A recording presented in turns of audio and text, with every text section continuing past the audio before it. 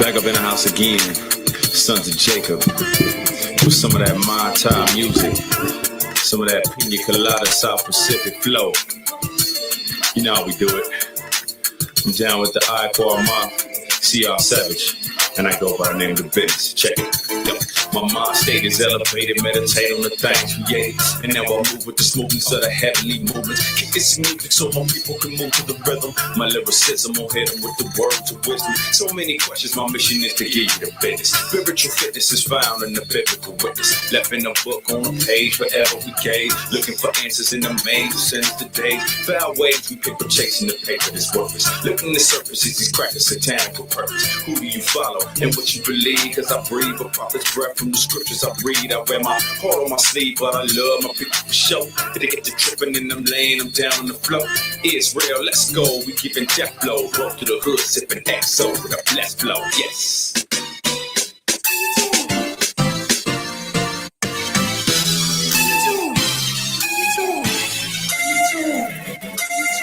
This melody struck my mind, my mind. In the wind, the flows of good vibes. Oh, I feel lost in the air.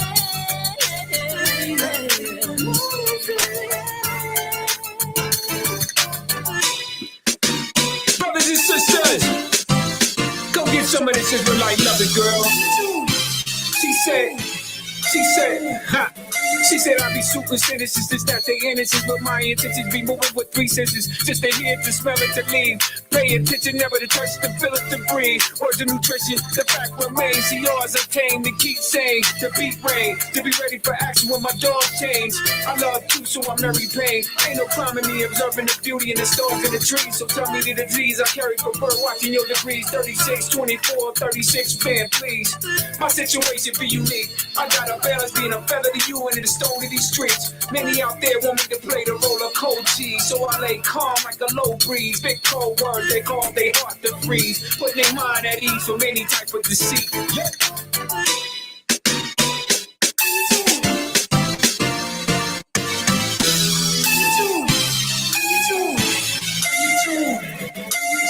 This melody struck my mind, my mind. In the wind, the flows of good vibes. Oh, I feel lost in the air.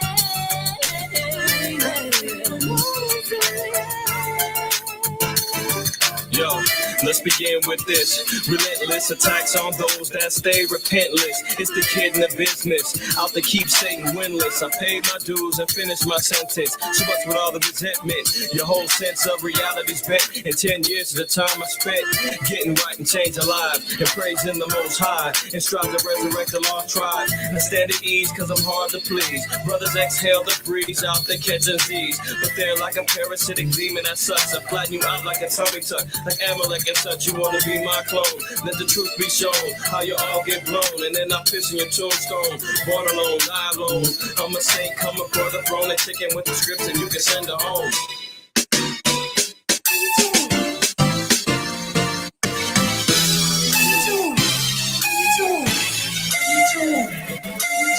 This melody struck my mind, my mind.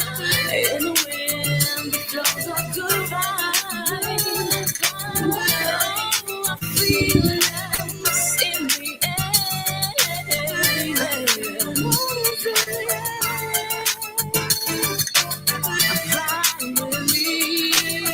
Riding with me, there's love's in the air. I love you, you love me, you say.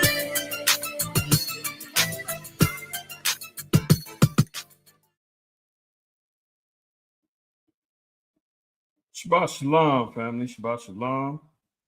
All praise, honor, and glory to the Most High. Yahweh Shai. This is your brother Ahmath IQAhmath. First name IQ is all the same. You've reached another episode. Don't Shoot the Messenger, DSTM. This is where we deal with matters of current events, prophecies, judgments, scripturally based information that we connect with worldly events. And, the Spirit came to me this morning and said, you know what? Give some inspiration today. You know, I hear from a lot of Israel, and it's trying times for a lot of people right now, you know. And I said, well, you know, let's do a little inspiration today because you know DSTM always be looked at as doom and gloom. You know, it's too much to handle. Brother always going into something bad. Hence the name. Don't shoot the messenger. I'm delivering the message. I'm giving you the information that you're going to necessarily need. We need to know and understand in these days and times. But a lot of times our people, even in the truth, want to be ostriches and, you know, stick their heads in the sand, and they only want to pop it out when there's some tea getting spilled, some drama between some camps, and you only want to hear about the debates and the street teaching, but you don't want to lock in on the things that's going to be necessary pertaining to your salvation. All those other things outside of the camp drama and whatever goes on in our community, you know, I'm not one to air dirty laundry out and all of that. We got enough Jerry Springers online right now. But the information that comes from the street teaching, the debates, that's good. You're supposed to arm up. You're supposed to make sure that you've got your information together, your scriptural breakdowns, and the defense of the gospel is solidified with you. That's all cool. But you can't forget about the balance of things when it comes down to understanding and knowing things as it pertains to our salvation, right? And the things we need to be looking for. You understand what I'm saying? You know, because that's the things that we were advised to, even by Hamashiach Yahushua, the anointed Savior, who the world calls ignorantly. Jesus Christ told us that we need to be watching for things. We need to be praying in these days and times, right? Let me share my screen and let's look at a couple of scriptures, man. Salute to the families in the house, man. My sister Rosemarie, Kohath, Laquab, Brother Hoshea, Cabraziel. Is that it? Pardon me if I said your name wrong, brother. Appreciate the compliment on the music. Cabrazal, Ashar, Elder Rasha, Aladad. Salute to y'all coming in. I know that the notifications are probably going out slow. Myself, I'm not getting notified of when we're going, when the channel is live anymore. I don't know what's going on. YouTube doing whatever they do. I'll get the notification that upcoming live is happening. You know, they always send out the preview notification. It's usually 30 minutes before we start. And then when you start, there's supposed to be another notification that we're live. I don't get the lives no more. So a lot of times people might get the notification, oh, MOTC is going live in 30 minutes. You might get that. And then you swipe it, you forget because you got 3 other YouTube channels that's telling you the same thing or whatever. And you may forget and say, oh, shoot, I forgot brothers went live, because you're not getting the next notification that says, hey, they are live right now. I'm not getting that one. If y'all are getting them, all praise to the Most High. But I know that there's at least if I'm not getting it and I'm controlling the channel, like that's wild. But you know, it's just another F for the shadow band, and we're talking about this for a long time. I don't want to cry for spilled milk. It is what it is. Whoever the word goes out to, the Most High intends on hearing this is supposed to go down. You dig what I'm saying? So that's how it is. But let me share this real quick and then we'll get to it, right?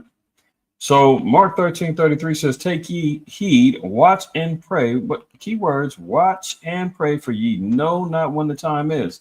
So like I was saying, you know, hence the name of DSTM, don't shoot the messenger. Yeah, you tune in on this. You know, sometimes people get battle fatigue and they're like, I can't deal with another DSTM. I got so much going on in my life, in my head. I'm off. You know, I'm gonna sit this one out.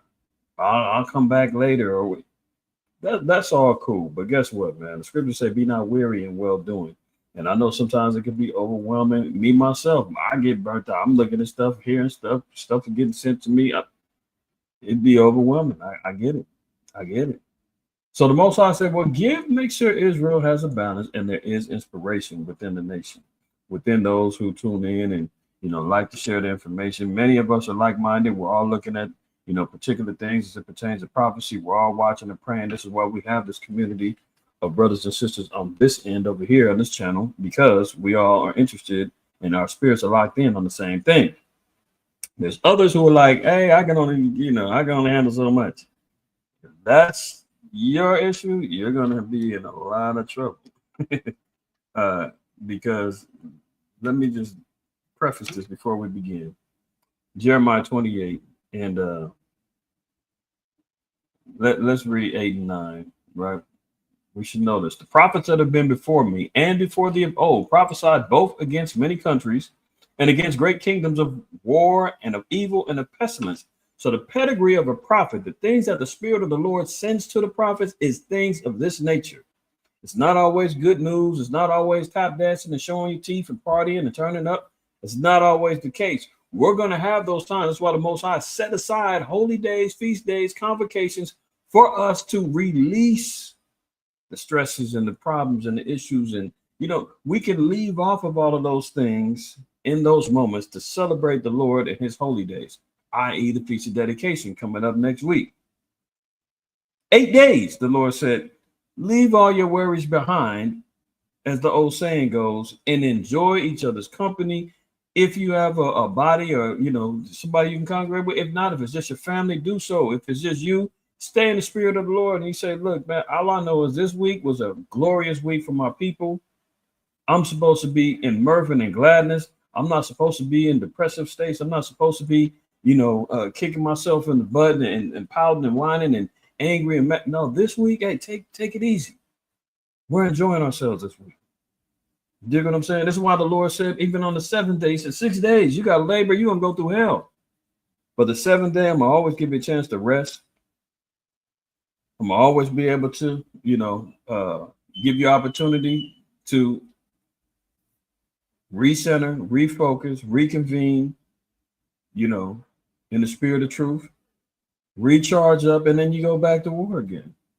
But if you're looking for that old self-esteem, pick me up, feel good that you left the church from and coming into the truth, and you're thinking it's going to be the same, you can't be looking for feel goods. Not in this time, not in this age, not in the spirit of the prophecy that we're in right now. It's not a lot of good news. Unfortunately, I can't bring that to you. So we got to grin and bear it, because that's what the prophets was doing back in the day. You read in Jeremiah 8, man, when Jeremiah was telling the husbands and the wives, man, quit worshiping Semiramis and the Queen of Heaven, and the Lord's going to keep bringing judgment and on us and all of that. And the husbands were co-opted and what do you call that word? I forgot the word. It begins with a C. But, the wives were basically the husbands were turning a blind eye to the idolatrous ways of their wives, and they was being complicit. That's the word. Being complicit about the situation, man. The Most High told them, man, the Most High is going to get you. If you're going to do right, do right. I believe it's Jeremiah 80:44, around that area. But anyway, the wife said, Jeremiah, we ain't doing that. We're going to go back and we're going to, bake our cakes to the Queen of Heaven and the whole nine. Because they didn't want to hear about the judgments that Jeremiah was bringing forth. Matter of fact, we're going to go there in a minute, just to get it clear. Jeremiah 8 and 9. The prophets that have been before me and before the old prophesied both against many countries and against great kingdoms of war. See, the prophets of old were committing acts of sedition. Wasn't going along with the program, wasn't going along with the faces of the governmental captivities that they were in. If they was in those captivities, they was always prophesying about how to get out, go against the grain, get back to fearing the Lord and keeping the commandments. Sometimes it was prophesied, prophecies, for instance, like Daniel prophesying about other kingdoms going up against each other. The Syrian, the Babylonians and the Persians and the Medes. The Persians and the Medes. The Greeks going up against the Persians and the Medes. The conquering of kingdoms. The hierarchy of nations when it comes down to who's ruling the world. All these things. Speaking against countries, kingdoms of war, evil, pestilence, things that's coming down the pipeline. Yahweh said, watch and pray. This is why you see the so-called white man putting out all of these particular distractionary things. To turn your eye to the left, to the right. Oh, let me get caught up. Oh, P. Diddy over here, Jay-Z over there. Oh, I'm talking about the drones over here. Oh, that's not enough. Oh, guess what? We got football coming up. You know, it's constantly getting things thrown at you. If that's not enough, you got 1,000,001 TikTok reels that's going to get your attention. Before you know, you're flipping and YouTube shorts and everything else, and you're watching all the goofy stuff, and you're constantly flipping. 2 hours and pass by. That ain't it. Oh, well, you got your Instagram feeds, you got your damn Facebook. They know. How do we keep their minds preoccupied? Give them everything that's going to make sure that their minds stay off of real issues. This is why the Lord said, I got to send prophets out there to try to reel them back in and put them into a state of awareness, i.e. woke. But now that's been hijacked through hashtags and BLM and everything else. I mean, nothing is sacred anymore. Verse 9, the prophet which prophesied peace, when the word of the prophet shall come to pass, then shall the prophet be known that Yahweh truly have sent him. Now ain't the time of peace. You ain't gonna hear me talking about, guess what? Peace treaties, it's all gonna work. Everybody calm down. There's no World War III. There's no pestilence. There's no plague. There's no famine. Nothing's coming down the pipeline. Everything's great. You're not gonna hear that from me at all, right? Let me see if it's Jeremiah 8. It's not Jeremiah 8. Which one is Jeremiah? I'm glad I went there because I didn't want to tell y'all the wrong one. Jeremiah 44:18. I knew there was an 8 in there. I'm gonna start at 8 real quick. We'll read down quickly. All right, so Jeremiah 44:9. Now, this is Jeremiah. He's rebuking the kings and the people of Judah. We're in captivity under Babylon. He's trying to tell them where we went wrong at, right? And trying to get them to come back to the laws and the statutes, trying to correct them and have them understand and know where they went wrong and why we're in the position that we're in. And watch their response. When he's telling them all the bad things, watch their response. Jeremiah 44:9. Have you forgotten the wickedness of your fathers and the wickedness of the kings of Judah and the wickedness of their wives and your own wickedness and the wickedness of your wives, which they have committed in the land of Judah and in the streets of Jerusalem? They are not humbled even unto this day, neither have they feared nor walked in my law, nor in my statutes. Yet I set before you and before your fathers. Yeah, guess what? Our people is wives, husbands, and they're all out there right now committing themselves to wickedness, checking their credit card balances to make sure that they have enough so they can go buy the Christmas presents, so they can go get the tree to satisfy the kids. Some of them got the tree still in the closet because they got that fake tree in there that they're going to redecorate every damn year. They're on the street selling Mother's Day and Father's Day gifts. They're out there selling Valentine's Day gifts, out here in the street selling idols. T-shirts with their favorite, artists on there who they idolize. They want to parade around with their, all this foolishness. Going on the streets, looking for gifts that they can buy, getting ready for preparations for next week. And they won't be humble. You can tell our people all day till you blue in the face, man. Christ wasn't born on December 25th. And even if he was, the Bible never said that we're supposed to be celebrating him by offering gifts under trees and setting up. That's wrong altogether. Then you start telling them about the pagan aspects of it and the Babylonian customs and blah, blah, blah. They don't want to hear it. The dietary law, oh yeah, your Christmas hams and all that, that's abominations. We don't eat that stuff. This is the law of the Lord. They don't want to hear it. They're not humbled even unto this day, neither have they feared, nor walked in my law, nor in my statutes that I set before you and before your fathers. Hey, Alakabar, I think Shalak is out of town. He's out of town now, so you're probably not going to catch him. Got to get you on the rebound, fam. Got to get you on the rebound. Continuing on. I just want to make sure I address you real quick on that. But continuing on, verse 11, it says, therefore, thus saith the power, Yahweh, power of hosts, the power of Israel, behold, I will set my face against you for evil and to cut off all Judah. You see that? Now, Jeremiah tell them, look, the Almighty Yahweh, the power of Israel, It's now set his face against us, and now here comes the evil. Remember, the prophets of old were going to prophesy of what? War, pestilence, against kingdoms, evil, the whole nine. Judah's being told you're about to get cut off. And I will take the remnant of Judah that I've set their faces to go into the land of Egypt to sojourn there, and they shall all be consumed and fall in the land of Egypt. They shall even be consumed by the sword and by the famine. They shall die from the least even unto the greatest, by the sword and by the famine, and they shall be an execration and an astonishment and a curse and reproach. Yeah, because you know what? Some of our people within the kingdom of Judah, some remnants, they tried to flee over into Egypt during the Babylonian captivity and thought they was going to escape. The Lord said, no, I'm going to get you over there in Egypt as well. There's no running. Sword, famine, they're all going to die as well. Reading on, for I will punish them that dwell in the land of Egypt as I have punished Jerusalem by the sword, by the famine, and by the pestilence. Remember those things that the prophets of old were prophesying of, and Jeremiah told us that. So that none of the remnant of Judah which are gone into the land of Egypt to sojourn there shall escape or remain, that they shall return to the land of Judah, that to the which they have a desire to return to dwell there, for none shall return, but such as shall escape.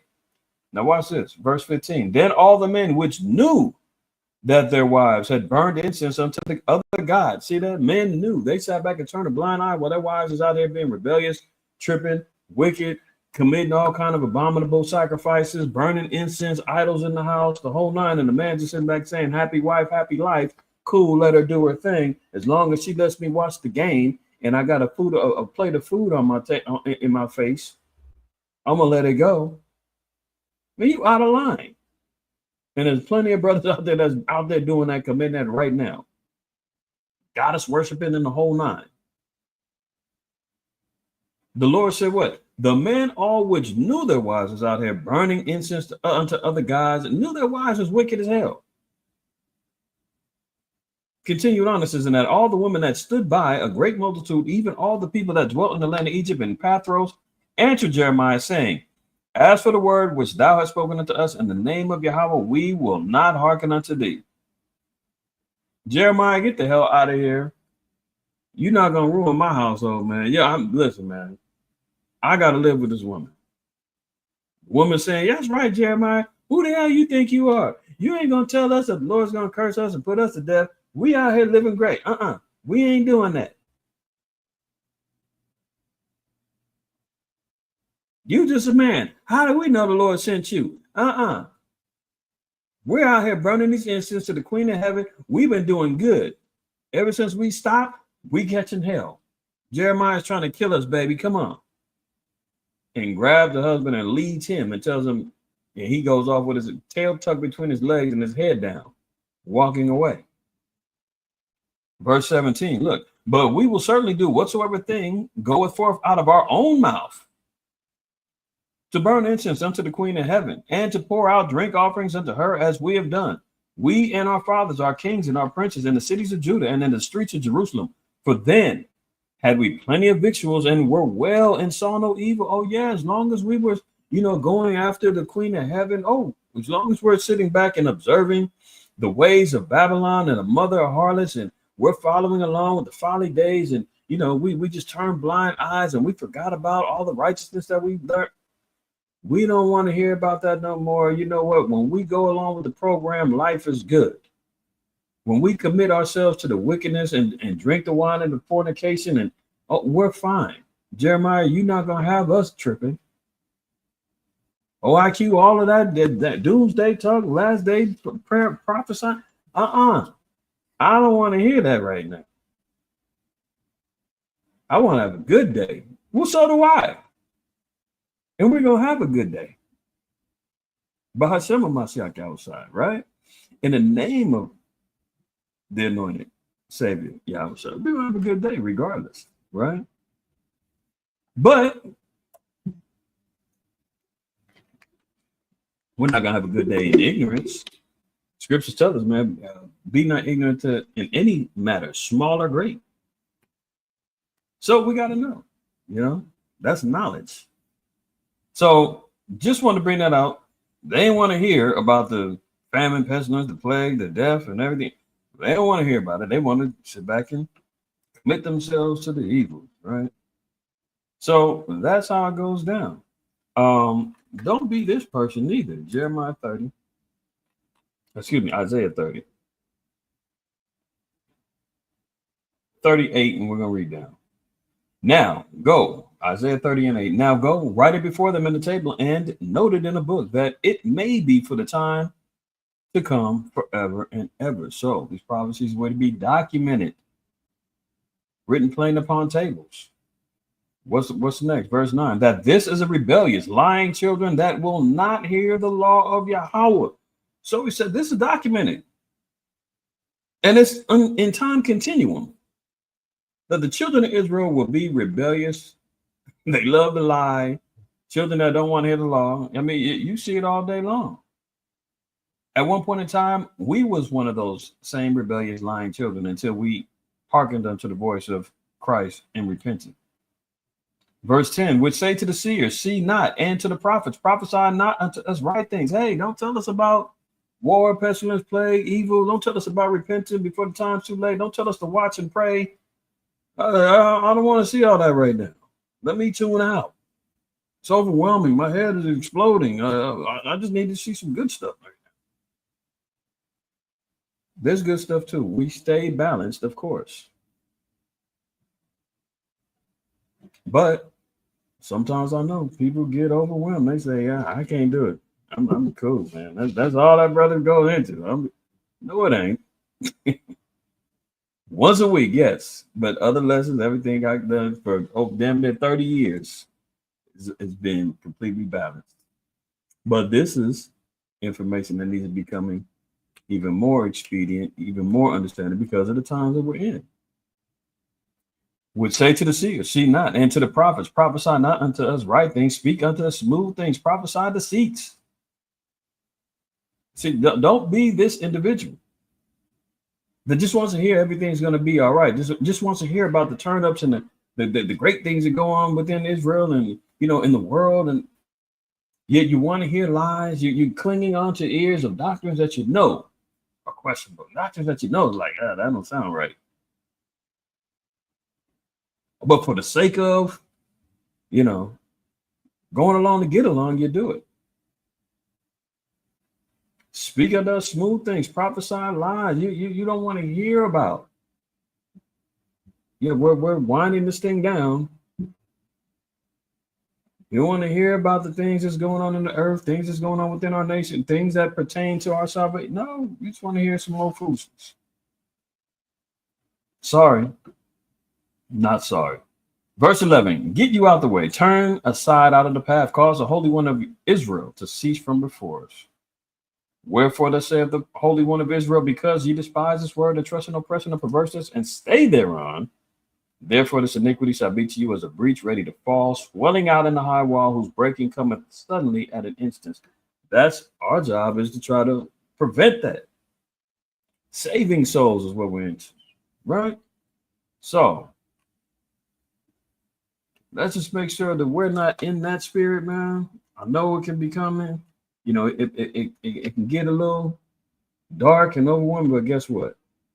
That's the stage that we're in. This is where we're at in these times, according to the scriptures. We're not in the time of Solomon where there's 40 years of peace and everything's cracking and popping, and that's not right now. We're in the time now where we have to start preparing our minds, spirits, and bodies for the oncoming prophecies of judgment that's to befall the world, and in particular our nation, because the scriptures say, man, judgment must first happen in the house of the Lord first. So now that we got that out the way, let's balance it out, man. Let's stay encouraged. Let's stay focused in on the scriptures. Let's stay focused in on trusting in the Most High, trusting in his righteousness. He said he's not a man that he should lie. If we're doing what we're supposed to do, you wouldn't be worried about the things that get covered on DSTN. Look at it. Psalms 91:1. He that dwelleth in the secret place of the Most High shall abide under the shadow of the Almighty. I will say of Yahweh, he is my refuge and my fortress, my power. In him will I trust. Surely he will deliver thee from the snare of the fowler and from the noisome pestilence. Did you hear that? Surely he will deliver you. But what do you have to do in order to gain that deliverance, man? You got to trust in the Most High, worship Him with truth and in spirit, keep the commandments, fear Him. You understand what I'm saying? And apply these things in life. The problem with a lot of our people in our nation, man, is they get the word, you get all the information, you get the knowledge, but application, living this is a whole nother thing. It's a problem for some of our people, man. We always say, man, we always used to tell brothers and continue to tell brothers. And why I say brothers, because, the brothers are the men on the front lines. And most I said the sheep of this flock of men. When brothers going out streets, going out on the streets, getting built up for soldier program classes and things of that nature, we're not weekend Israelites. It's not, the Sabbath, let me throw my fringes on, let me get ready, let me put my boots on, and let me go out here and profile from it. No. 24/7 is what it takes. Not on some part-time, I'm this way when I'm at work, I'm that way when I'm at the school, or if I'm not at the school, if I'm out in the streets, I'm a whole nother way. When I'm around my friends and family, I'm this way. We're not chameleons. You got to be consistent. That's how we'll gain these particular shieldings and protection from the Most High. So continuing on verse 3, surely he will deliver thee from the snare of the fowler and from the noisome pestilence. Verse 4, he shall cover thee with his feathers. Under his wings shalt thou trust. His truth shall be thy shield and buckler. So this is why the truth is important. We talk about being in quote unquote the truth. Well, in Psalms, 119, 142, it says thy law is the truth. That's what keeps us protected. That's what keeps us within the buckler and the shield and under the wings and the feathers of the Most High. In our trust in Him, it says his truth shall be thy shield and buckler. That's our protection. Psalm 119, 142 tells you what the truth is. Verse 5, thou shalt not be afraid for the terror by night, nor for the arrow that fly by day. So we hear about the arrows, the missiles, those things. We know those things are coming. They're already flying crazy over there in the Middle East, over there in Russia and Ukraine. They're already going down. We know that there's an impending doom, that this place here is going to get hit.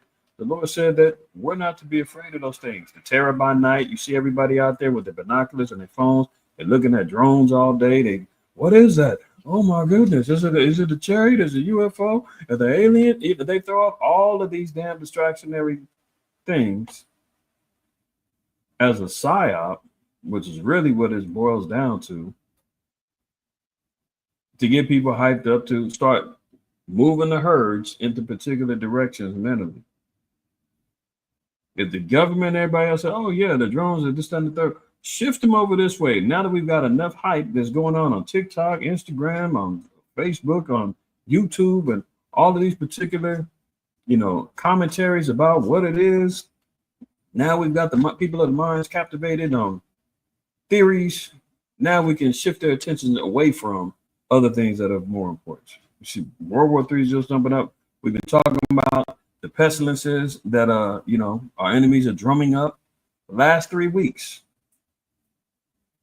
Talking about all the plots, plan, everything he's working on to distract us away from maintaining our faith in the truth, the shield, the buckler, the trust in the Most High, but at the same time still knowing and preparing for what's to come down the pipeline. So we're not to be afraid of that terrors by night. That's why they send out these drones at night. Where normally they say drones can only be flown during the day. Why are these being licensed to fly at night? Because they're being ran by governmental sources. Outside of that, to still throw in the disillusionment of, they're UFOs. They're using that term, or the UAE, what do they call them? UAE, unidentified aerial phenomenon. Just because they said we don't know what it is, but because those acronyms always lead to alien, like UFO, must be alien. No, it's like a white lie. It's like, yeah, we're not sure exactly what it is. Call it UFO, but because they've already laid out all these particular scenarios, UFO equals alien, everybody think that that's what that means initially. No, that's not the case. All right. Verse 6, nor for the pestilence that walketh in the darkness. Yeah, we don't know about the pestilences that walketh in the darkness. Remember, they just got to talking about the lab leak over there in Australia. You seen Peter Hotez 2 weeks ago. I played the video of him talking about all the things they're talking about, everything in their arsenal. They're ready to release on January 21st. Ironically, after the inauguration of the chump, Agent 45 or Orange 45 or whatever you want to call him, all of a sudden you got these things ready to roll. Huh? We'll talk a little bit more about that as we continue on today. But the Lord said we're not to be afraid of these things, nor for the pessimists that walk in the darkness, things that we don't know what it is, where it's coming from. But the Lord said, don't worry about it. Nor for the destruction that wasted at noonday. 1,000 shall fall at thy side, and 10,000 at thy right hand, but it shall not come nigh thee. That's where our faith is. The Lord said there's going to be mass destruction, death, all that. He said, but if you're doing what you're supposed to do, you're living on the right hand side of the Most High, you're fearing Him, you're keeping it. He said that it's not going to come to us. We have to truly believe that. All hell could be breaking loose all around us, and we've got no answers. We're trying to figure out. But the Lord said, if you're doing what you're supposed to, I'm going to make sure you're all right. I've heard testimonies, hurricanes, floods, and the whole line, man. One brother in particular, his household. I remember hitting him in Florida. Checking on the brother, hey, man, y'all good? I'm flooding, hurricane. This about a year or two ago. Brother said, Elder, you won't believe it. Every other house flooded, jacked up, except for ours, man. Like it went around our house.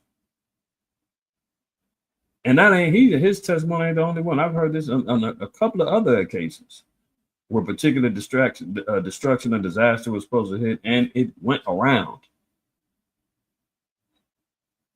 or did not touch a brother or sister's home. That's how the Lord works, man. That's how it works. If we're faithfully engaged and we're doing what we're supposed to do, that's how it is. Job 5. This is inspiration. This is what the Most High said. Yeah, you might hear doom, gloom. You might hear about a lot of bad stuff, but guess what?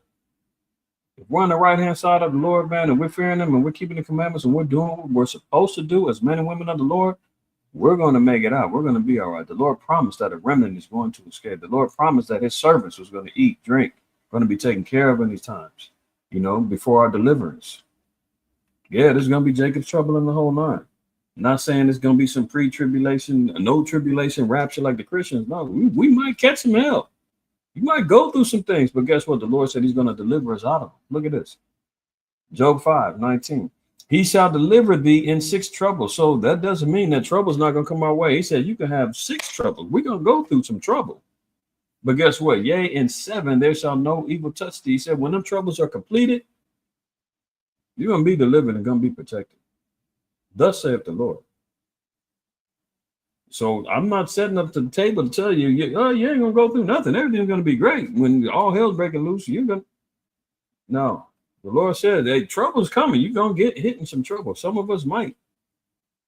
The scriptures even tell us, man, some of us going to be jailed. Some of us going to be martyred. Some of us going to get thrown in camps.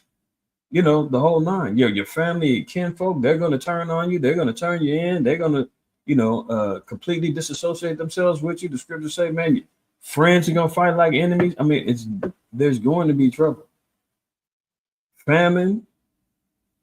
This is why we engage in fastings and things of that nature, man. The Lord tries to get us in preparation of being without, going through a situation of dwelling in booths and tabernacles where you're going to be like a pilgrim, where you may be homeless. You may not have a place to rest your head, but guess what? You've already been accustomed to sleeping outside. And you've already got your tent and everything else because you've been keeping tabernacle for however long you've been in the truth. So you're going to be okay in particular situations because we've started on a routine that if adapted right, we can always fall back onto checking out. There you go right there. Shalom to the house of Elkanah. Exactly. Those things. So yeah, trouble's gonna come. In 7, there shall no evil touch thee. Verse 20. In famine, He shall redeem thee from death, and in war from the power of the sword. Thou shalt be hid from the scourge of the tongue, neither shalt thou be afraid of destruction when it cometh. So, when it comes down to people, in today's term, ratting, Scourge of the tongue, condemnation. Oh, they're in the cult. They're wicked. They're there. They're over there, officer. Yeah, my son, he's one of them. He lives right over there. And they be coming. They congregate. They got a church over here, or they meet at such and such's house. They invited me. I've been over there one time. Go over there and get them. Spare me. Give me my meat for the day. You understand? Like when all hell's breaking loose and this famine's going on, and the government is out here rationing out food for information. You don't think your wicked ass cousin is gonna say, yeah, hell yeah, I know where you're at. Now, where's my bologna sandwich? I'll tell you. Can I have my GMO, lab grown meat, whatever? You dig what I'm saying? The scourge of the tongue, all the condemnation, everything coming down the pipeline. The Lord said, we'll be here. They'll be talking about it. It won't affect us. We won't be acknowledged by it. We'll be tucked away. Neither shalt thou be afraid of destruction when it comes. So when the bombs get to hitting, civil war, race war gets to cracking off over here, you're not going to be panicking, tripping. You already knew it was coming. Preparations you may have or should be already making in those times, right? 22, at destruction and famine, thou shalt laugh, neither shalt thou be afraid of the beasts of the earth. See, and this is where we all we all need to step up the game, but especially sisters, man. The Lord said, man, you're not going to be afraid of beasts in the earth, man. Sisters running from flies, goddamn, roach, whatever the case may be. Oh, bug, spider. And you running for your life. How the hell are you going to be ready to be not afraid of a beast of the earth? He talking about an insect that's more scared of you than you scared of it. When the beasts of the earth, man, they start plowing down here and start to come on into neighborhoods, which you're already seeing now. We've witnessed things, everything from alligators in communities to bears, possums, raccoons, bobcats, mountain lions. They're already creeping down. Coyotes, we were just talking about coyotes last weekend. Creeping down into brothers' houses and homes and neighborhoods. The Lord said, we ain't going to be afraid of these things, man, when they get to coming down. Bird flu. Oh, here come the bird. No. All right. Continuing on. For thou shalt be in league with the stones of the field, and the beasts of the field shall be at peace with thee. They're going to submit. Going back to the time of Genesis, when Adam had dominion over all the earth and the animals and naming them, and the Lord said that spirit is going to be on us, where they're going to flee. They ain't going to bother you. 24, and thou shalt know that thy tabernacle shall be in peace, and thou shalt visit thy habitation and shall not sin. See, that goes into, also with the feast of dedication. When we rededicated the temple and the tabernacle was set back up and the altar was set back up, man, we was at peace. We had a peaceful time where we still had to battle off them Greeks, but guess what? We had our form of worship and our temple back in order again. That's when the Lord put that spirit on us, man, when we wasn't fearing famine, plague, war, nothing. What we did know was that we needed our temple back so that we can worship our Father again in righteousness, and anything that got in our way needed to be destroyed. And the Greeks felt the wrath. That thou shalt visit and thou shalt visit thy habitation and shalt not sin. That was the whole point, because what was happening? Hellenism. Our people was getting caught up. I guess this is a / dedication list. Just a little bit. But thou shalt visit thy habitation and not sin. What was the whole purpose? Because why? Our people was caught in sin. The Greeks was, had our people out here conforming to Hellenistic ways, following after their ways, changing names, not circumcising their kids, offering swine on the altar, worshiping the Greek gods, conforming to their uniforms, creating sports teams, fighting, going after their Olympic games, working out in the gymnasiums, naked with them, wrestling, and the Maccabees was like, this is enough of this. Our people is caught in major sin. We need to get this temple back in order to bring our people back into not sinning any longer. Having righteous forms of worship, man. And if it means we got to fight to the death, we got to do it. That's what we're talking about. Verse 25. Thou shalt also know also that thy seed shall be great, and thine offspring as the grass of the earth. Thou shalt come to thy grave in a full age, like as a shock of corn cometh in the season. So we're going to fully fulfill our age and our time on this earth, man. You ain't gonna be worried about, man, a black man lucky to see 25 and no.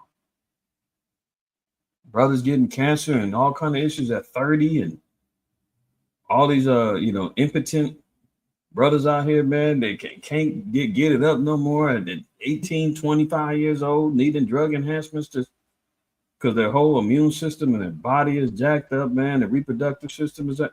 We're gonna see that in a minute too later. We'll say, man, no, that's not going down. Last verse. Lo, this we have searched it, so it is. Hear it and know thou it for thy good. It's all for our good. All for our good. But the Lord says he's going to deliver us in all these things. So, yeah, you're going to hear some bad stuff, but guess what? We got some good news too. But it's up to you to apply it. It's up to me to apply it. It's up to me to believe. Psalm 27:1. The Most High Yahweh is my light and my salvation. Whom shall I fear? The Most High Yahweh is the strength of my life, and whom shall I be afraid? So this ain't the time to be biting your nails and, oh, man, did you hear that? Brother said, oh, did you see the video? They doing it. Calm down. All right. Gird up thy loins like a man, like the scripture say. You understand what I'm saying? The sister in 2 Maccabees, the 7th chapter, man, said she had 7 sons got put to death, man. They said she had to gather the stomach of a man in order to see her sons get tortured and put to death. That's what we're talking about. The Lord said, well, who are we supposed to be afraid of? You worried about, hey, who knows what they're going to do next year? I'm going to preface this by 3 years ago, 3.5 years ago, 4 years ago. Yeah, it's longer than that. 4 years ago. And they had that plague jumping off, threatening jobs and threatening your views in the military, you was getting discharged dishonorably, all that stuff. People scared as hell. I can't lose my job. Here, poke me in the arm. I'll take it. I ain't trying to lose. Oh, okay. You ready to submit? Nah, people, man, gave up. And I'm talking in the truth. You got some camps, man, that was out here compromising. Just get the jab. Oh, I want life to get back to normal. It's all right. The Lord's gonna protect you. Take it. Now people's out there all jacked up. Then they double back and flip and tell you, oh, guess what? We were wrong about certain researchers that we was doing. Oh, guess what? The army, everybody got discharged out the army. They begging them to come back and back paying them and all kind of stuff, saying, yeah, we was wrong on that. I mean, how foolish do people feel? Like, I trusted in I trusted in them rather than the Lord, and guess what happened? I got it. I still got sick. I still got jacked up. I got long-term issues. And then they doubled back and told me, sorry, we were wrong. We didn't need to discharge you. We didn't need to fire you. You can have your job back. It's like, well, damn, they laid dollar short, man. You already poisoned. So who are we supposed to fear? We fear the Most High, period. Continuing on. When the wicked, even my enemies and my foes, came upon me to eat up my flesh, they stumbled and fell. So, Esau's going to plot, plan. They're going to try to come for you. The nations are, even within your own nation. Scripture said, Christ said, man, a man's foe is going to be there of his own household. You may not even you may be just mind your business and people tripping. The Lord said they're going to stumble and fall. Everything they plot and plan against you. Look, the shielding and the feather wing of the Most High can't be penetrated, man, if you're underneath it there. For the Marvel fans out there, man, y'all seen the what's the name of it? The Falcon. The Falcon. The Jake that he got the little The bodysuit, the exo bodysuit gives him the wings and all that. The wings is bulletproof, you know, and it's protected. I think it's made out of whatever the same alloy metal that Iron Man suit is. But you know, he used them wings and he can cover himself up. People shooting at him, and that's like the Most High's wings. If y'all know what I'm talking about, the Falcon from the Avengers and on Disney Plus, they got a show called The Falcon and the Winter Soldier and the Falcon. And that's actually a good show. That's a good one because it gives you some real nuggets, man. They tell you on that one, man, the real Captain America was a Jake. And they buried him alive. They buried his whole story alive because he went against orders and saved his troops, which was probably fellow Jakes. They wanted him to sacrifice his men, and he went and saved the men, and they desecrated his memory and dirtied his name and the whole nine. And then they gave the glory to a white man. How familiar is that story?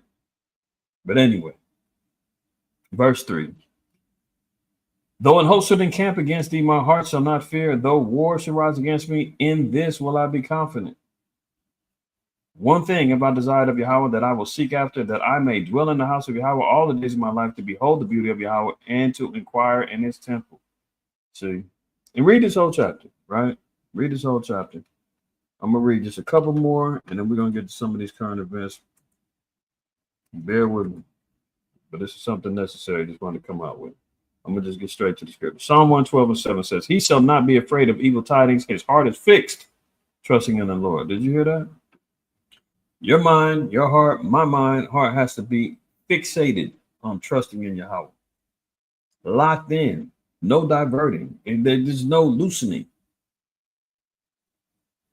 Evil tidings that come your way, man, we can't be afraid of those things because we're trusting in the Lord and our mind is fixated, locked in, completely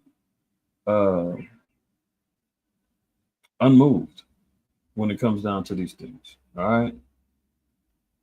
Let's go to 2 Corinthians 12. And let's read verse 8.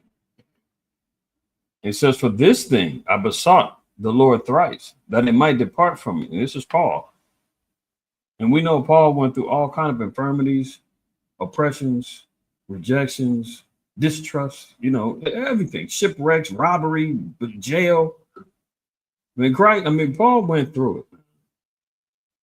And Paul even said, ain't none of us resisted unto blood. So we definitely can't say, yeah, I'm going through it, man. Can you compare notes with Paul? Can you compare notes with the apostles and the disciples yet? No. Daniel, Jeremiah, Isaiah, Habakkuk, can we compare notes with them, man? No. Jonah. We going through it, but we'll get through it. Look at this. Verse 9. And he said unto me, my grace is sufficient for thee, for my strength is made perfect in weakness. See, we don't understand our strengths until it's tried. Just like Mike Tyson's old analogy, which says everybody got a plan until they get punched in the face. It's like, how do you receive that? And how do you come back from it? How did you take it? I always mess this quote up, man, but Elder Rashab said that character isn't made in adversity, it's revealed. I think I got it right. Character isn't made in adversity, it's revealed. Something of that nature. Elder, put it in the chat if you can, man, if I got that wrong. But it's going to be revealed, man. When you're going through some things, you're going to see really what you're made of, really what your mind frame is. What is your reasoning? The wisdom and the knowledge that the Lord delivered to you, are you exercising it? Are you utilizing it? Or do you just go hands in the air and you go back to your normal carnal instincts and just react accordingly? But the Most High through Yahweh said, my grace is sufficient for thee, for my strength is made perfect in weakness. So when we get brought down low, our strength is going to get continually tried and built up. That's how it works. You got to go through it. Acts 14:22 says that's how we get confirmed, is going through afflictions. Verse 10. Therefore I take pleasure in infirmities and reproaches and necessities and persecutions and distresses for Hamashiach's sake, Yahweh's sake. For when I am weak, then am I strong. So Paul said, man, infirmities, reproaches, necessities, persecutions, distress. We're going through it for Yahweh's sake. We're going to get built up. That's when we find our strength. You know that old saying, man, when the going gets tough, the tough get going. Where do you think they got that from? That's where we get to find that, man. I'm just gonna read verse 26. This is when Yahweh was on the boat with the disciples. Yahweh tried to tell them, stay up with them. They was falling asleep. Waves get to crashing and moving. He jumps out. He gets to walking on water. He told them, come out with me, man. They were scared as hell. The only one that jumped out was Peter. And Peter actually was able to stand and walk on water for a minute until he doubted and he sunk. Verse 26, it says, and he said unto them, why are ye fearful, O ye of little faith? What happened? The waves got to rocking. The tempest of the sea was getting moving. How's that reflecting our lives when things get to rocking and moving and being unstable and all of that? Well, why do we get fearful? Why do we trip and say, well, what am I supposed to do? I'm scared, bro. And panic. Here we see what happened on the boat. Yahweh said, why are you fearful? Oh, ye of little faith. What should we be applying when things get rocky around us? Our faith. We got to fully trust in the Most High. Why Yahweh that we're going to be delivered, that there's answers for our questions. Continuing on, it says, then he arose and rebuked the winds and the sea, and there was a great calm. So Yahweh said, man, when things get rocky and things get to moving wild and unstable and you lose control, do you use fear or do you use faith? That's what the question is. He said, man, why are you scared? We don't do that. Shouldn't do that. It's a principle and it's a practice. It's not just some overnight thing and we get over our fears. No, but you got to go through some things. And the Lord is going to make sure he puts us through these things and these afflictions to make sure that you exercise it, you practice it, so that you can come out on top stronger, better than you were before. What good is your strength and your faith and all if it's not tried and tested? You got to try and test it to see where you're at. And the Lord makes sure that he puts us through those things. But if you get discombobulated, discomfited, and confused and tripping and wondering why things is coming down the pipeline, and you give up, you lose faith, you get weak, the Lord said, oh, see, he wasn't ready. She wasn't ready. But if you use those principles, man, to get stronger, get built, you take your licks, you get back up, you're going to be better for it. That's why when we see all these things going on, man, if just reading about it, hearing about it, seeing some things go down, you got you tripping. Imagine when it's at your front door for real. Plague, pestilence, family dying, the whole nine. You sitting back saying, well, what the hell? What should I do? I'm scared. You compromise and say, oh, I'm not an Israelite. No. Remember, even Peter tried that. Not saying he wasn't Israelite, but remember, he disassociated himself with Yahweh. When he got questioned, said, well, aren't you with them? He said, no, not me. I'm not with them. Even Peter, the rock, head of the church, got tested and tried and fumbled. So don't sit in your mind saying, I've never. This is why we practice. This is why the Lord puts us through it, because you never know. You never know. 2 Timothy 1:7. For the Most High have not given us a spirit of fear, but of power and of love and of a sound mind. So the spirit of fear comes on you, it ain't come from the Most High. It's coming from your flesh, it's coming from Satan, it's coming from another entity. For the Lord said, I ain't put the spirit of fear in you. That's all you. But now you got to get up out of it, man. Power, love, sound mind. That's how we move. All right. So just wanted to throw that out there on the table, man. Lord willing, it was inspiring. Lord willing, it helps some of y'all in this walk and when we go over things like this. So nobody sits back and says, oh, another one, another problem, another issue, another thing. We're getting closer to the end. I'm scared. I don't want to hear about it no more. Let me turn off DSTM. Look. You wasn't built for it. You wasn't ready. All right. Don't be like them women in Jeremiah saying, I don't want to hear about it. I'm going back to burning incense and cutting up and acting the damn fool. Don't do it. All right. Here we go. So, series Assad blames terrorism for regime collapse in first statement since his defeat. How long we've been talking about it? Yes, the U.S. Israel has been utilizing ISIS and utilizing terrorist cells over there to take over Syria. This is just confirmation of what we've been saying all along. They went out there, they tried to use this whole narrative of, oh, Assad is his old dictator, murderous, slaughterous person that needs to be taken over, and America, Israel, we're the good guys, and the guys that's not down there on the feet, down there on the front lines. These guys are brave warrior rebels who's fighting against the terror that's going on. Come on, I got it right, Elder. All praises.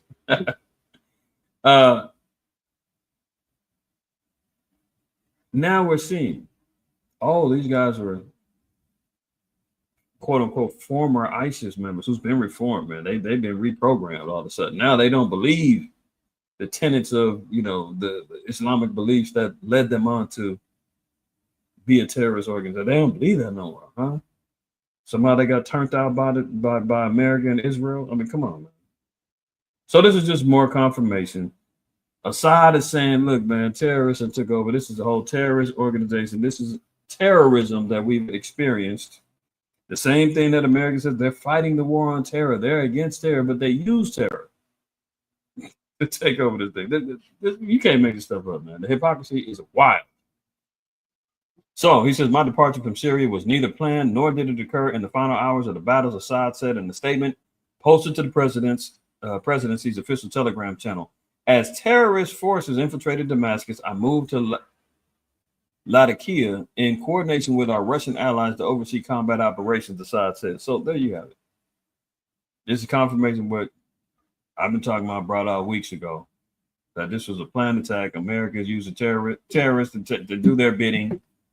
And, now they've created a destabilized Middle East that they already said that they were trying to conquer. They wanted to take over. Remember last week, General Wesley Clark was saying they had a plan to take over 7 nations in 5 years. Syria was one of them. They've collapsed. Libya was one of them. They've collapsed. Iraq was one of them. They've collapsed. Yemen and Sudan, I believe, they're non-factors. And he said the last is Iran. I don't know if I got all 7, but you count them down, it's 7, but the last one is Iran. This is why we're seeing Iran in the mix with everything that's going on over there. But now that Syria is destabilized, it's up to America to try to figure out which piece of the pie they're either going to give to. They're getting ready to let Turkey and Israel, not our people Israel, but the others, you know who I'm talking about, let them fight over for control for that, and then America's going to, get some puppet leadership in there. You dig what I'm saying? So all confirmations, we're on the right track. Israel drops an earthquake bomb, colossal explosion, so it registered on the Richter scale, hits the Syrian coast as airstrikes target weapons depots after the fall of the Assad regime. Now, this is interesting because when's the last time that y'all heard anything about Palestine, Hamas? Put it in the chat. Let me get a look real quick. When was the last time you heard or saw anything about Hamas, Palestine, Gaza? And it's just a little something to hit me.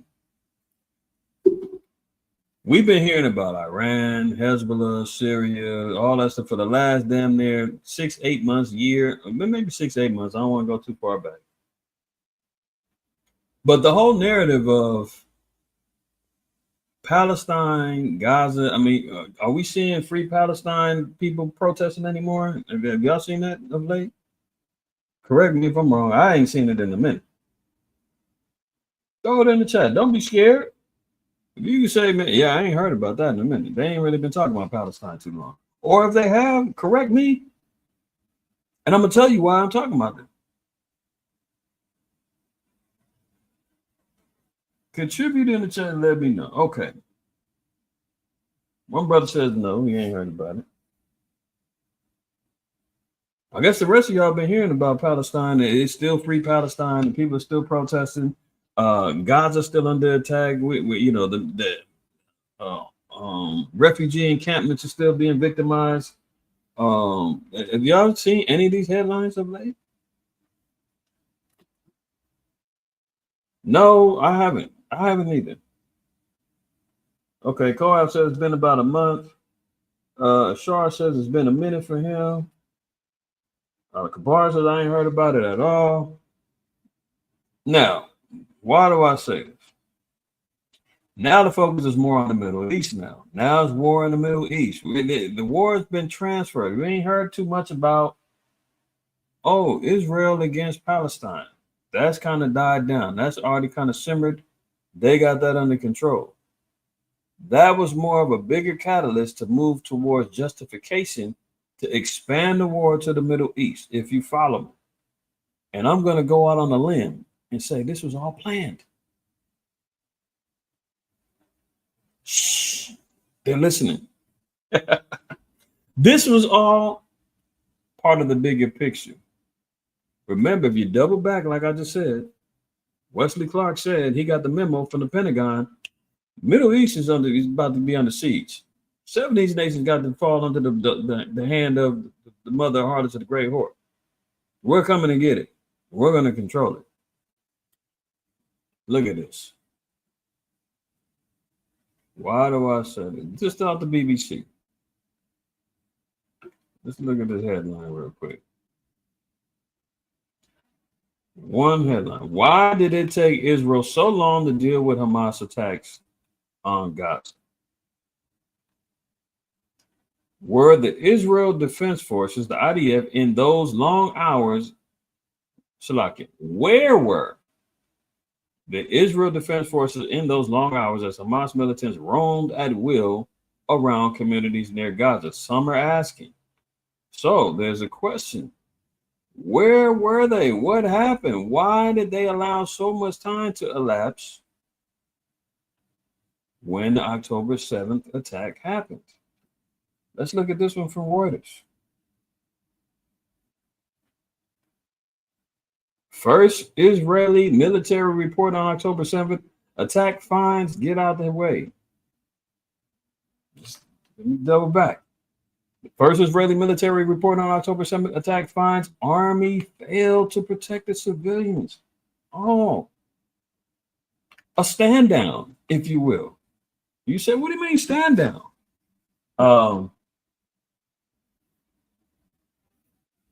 That means that prior knowledge was understood and somebody put out a word and said, let it happen. Okay, hold on. Look at this. I'm not even gonna touch it. You read it. This out of where? Who posted this? Their own people? And they want to come out with it way later, months after the war's already been initiated. Everything's too far gone to stop. June 17, 2024. We're talking, 8 months later. When you acknowledge, oops, guess what? We knew some things ahead of time. Look at this. The GMO officials repeatedly dismissed warning signs before the attack. Military knew of the attack.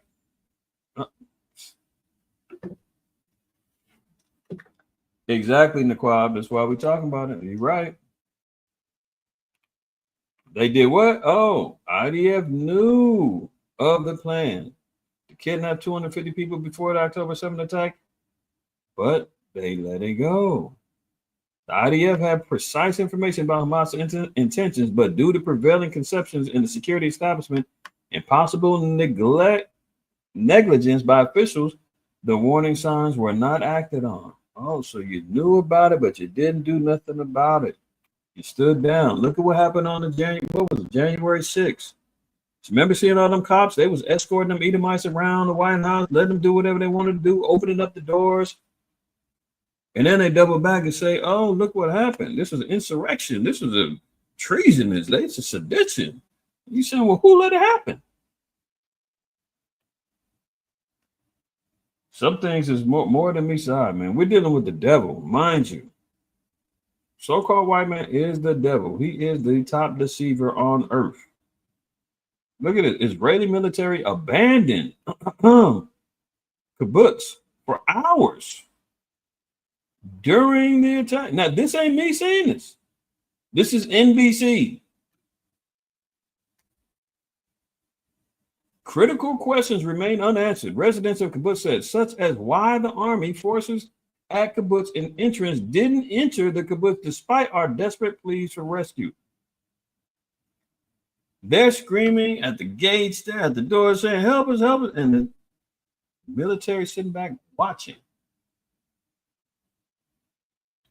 This opened up the door for what?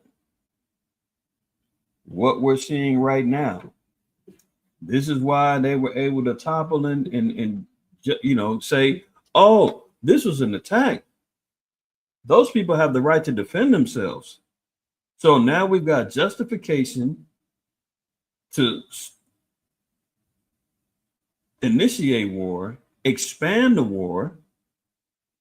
Now we're into Middle East. Now we're Lebanon, Syria, Iran, Iraq, you know, multiple nations all involved now. Turkey's involved.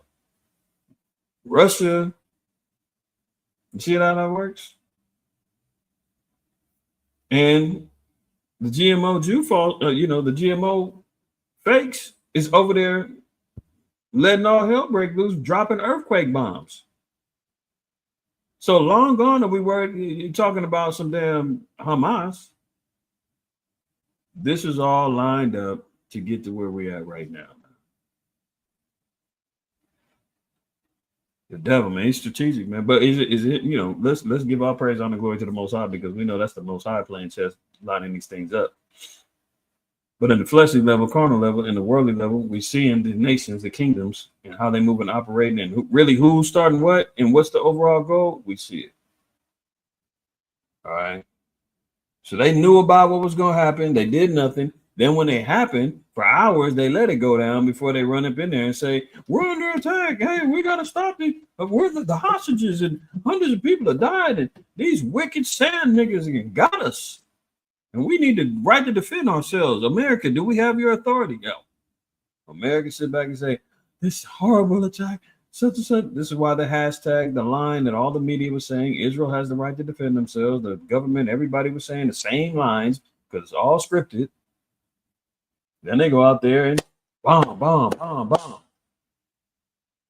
That's right, Willie. It is all the will of the Most High. That's why I said give all credit, all praise, honor, glory to the Most High, because that's what it is. But when we look at it through the prophecy, we're seeing these nations and what's going on. That also is a revealing.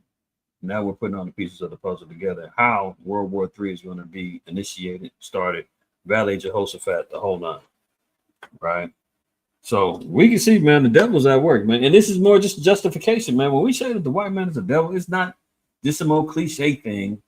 The devil is a deceiver. He is the top one. He is utilizing media, censorship, money, power, influence to do his bidding and create narratives. And that's exactly what he does. Now, who's on the defense, and who's on the aggressor? This don't sound like the right to defend themselves, dropping earthquake bombs. Come on, let's move on. Ukraine says it killed a senior Russian general in Moscow in a scooter bombing. You know, they're still over there turning up, testing Putin, trying to see how far he's willing to go. They got the long range missiles that they've been able to use. They just took out this top general Igor Killarov.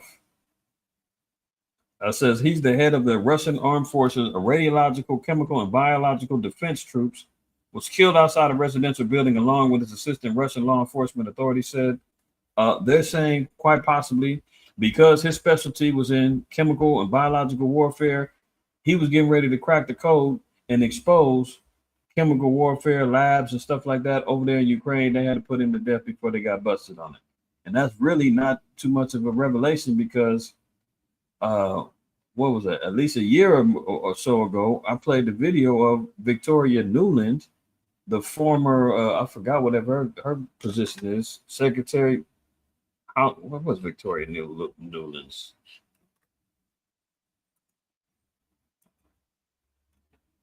What was her position? It's the same woman that said, F the EU, they're putting in public American diplomat, Secretary of State of Political Affairs. Yeah, she got out the game in earlier this year. She was involved with the Nord Stream pipeline. She's involved in the overthrow of particular countries in Ukraine and throwing in puppet dictators. And she was in a congressional hearing and she said, "Yeah, there's chemical labs over in Ukraine, but we're not drumming up anything over there. Nothing's going on." After they were told that there was no chemical labs over there, she said, "Oh well, there's research, but you know we're not we're not using them for war. No."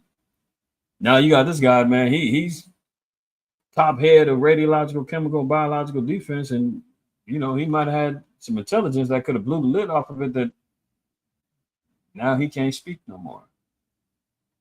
So he got smoked. All right, let's move on. Here we go. Some more propaganda, more BS, right? If you remember last week, I played the video. Well, I didn't play the video, but I showed you the Wikipedia article about the little teenage girl over there in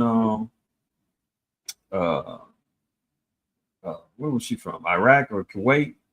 She was talking about they killed the babies in the incubators and all of that, and they said that it was all a lie.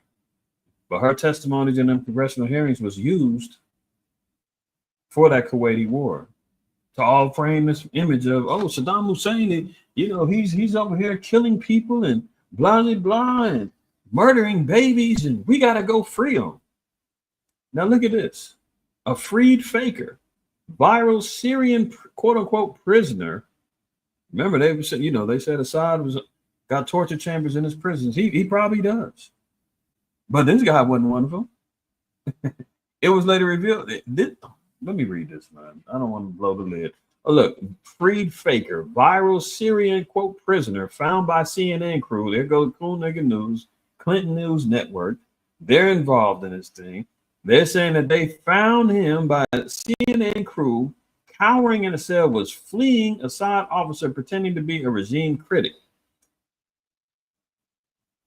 CNN got this fake investigational video. Oh, they got, you know, the military coming in to help free prisoners. They found this guy curled up and acting like he had been held hostage and tortured. And CNN gives him an exclusive interview.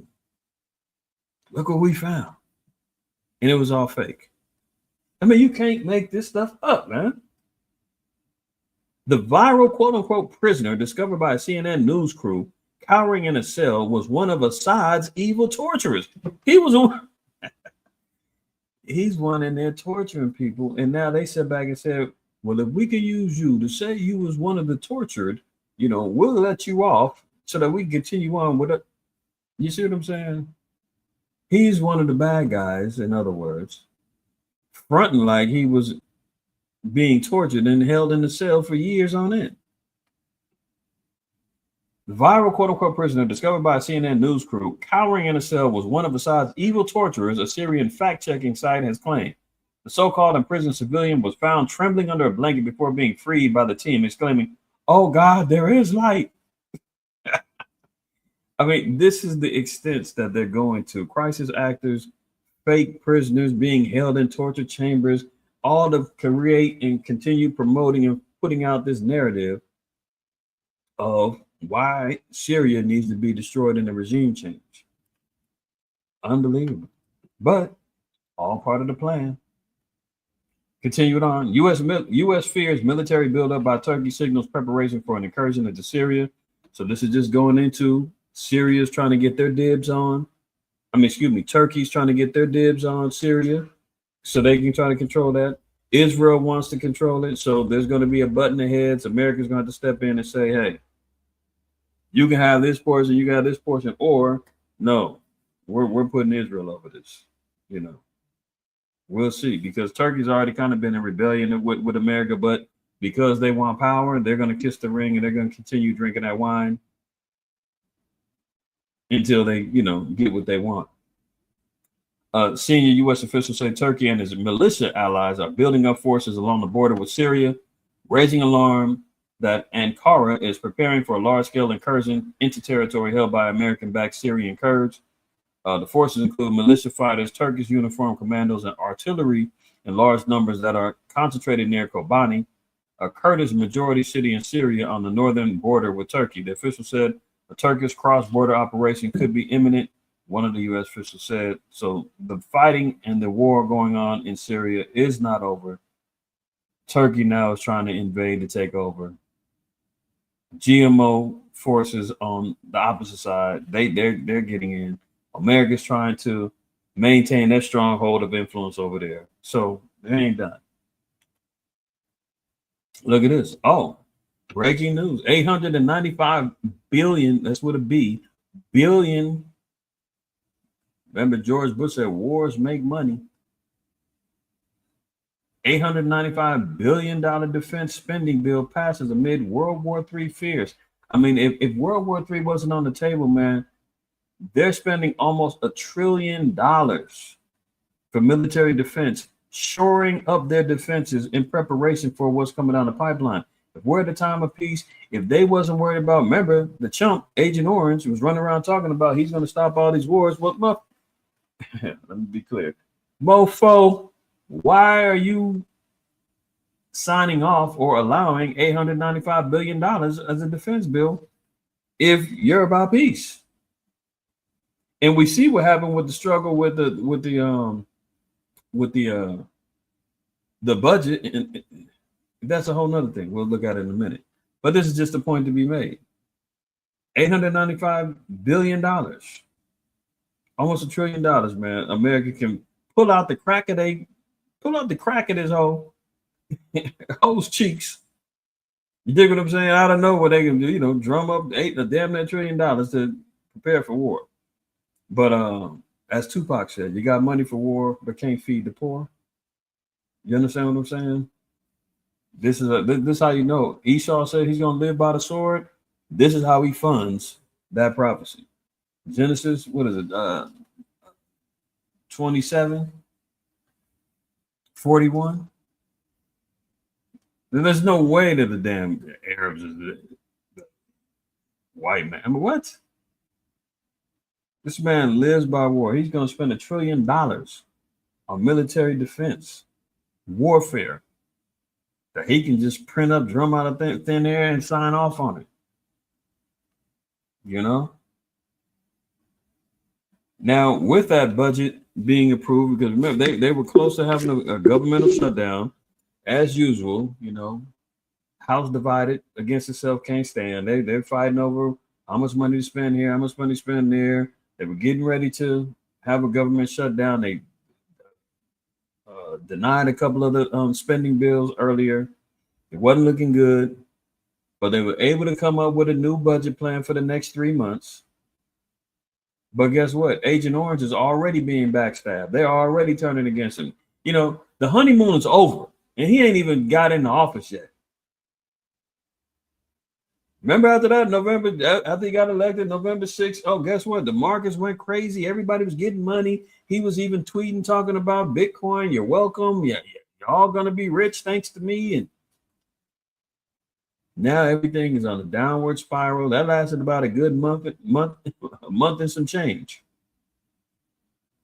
And during that time, anybody that was involved in the markets, you probably made a nice little bit of change. If you had a decent investment in certain elements of stock or crypto, you probably got some bread out the deal. But now everything is red, everything on the downswing. The honeymoon is over. And they're already backstabbing this dude and before he even gets in. So that house divided, man, is serious.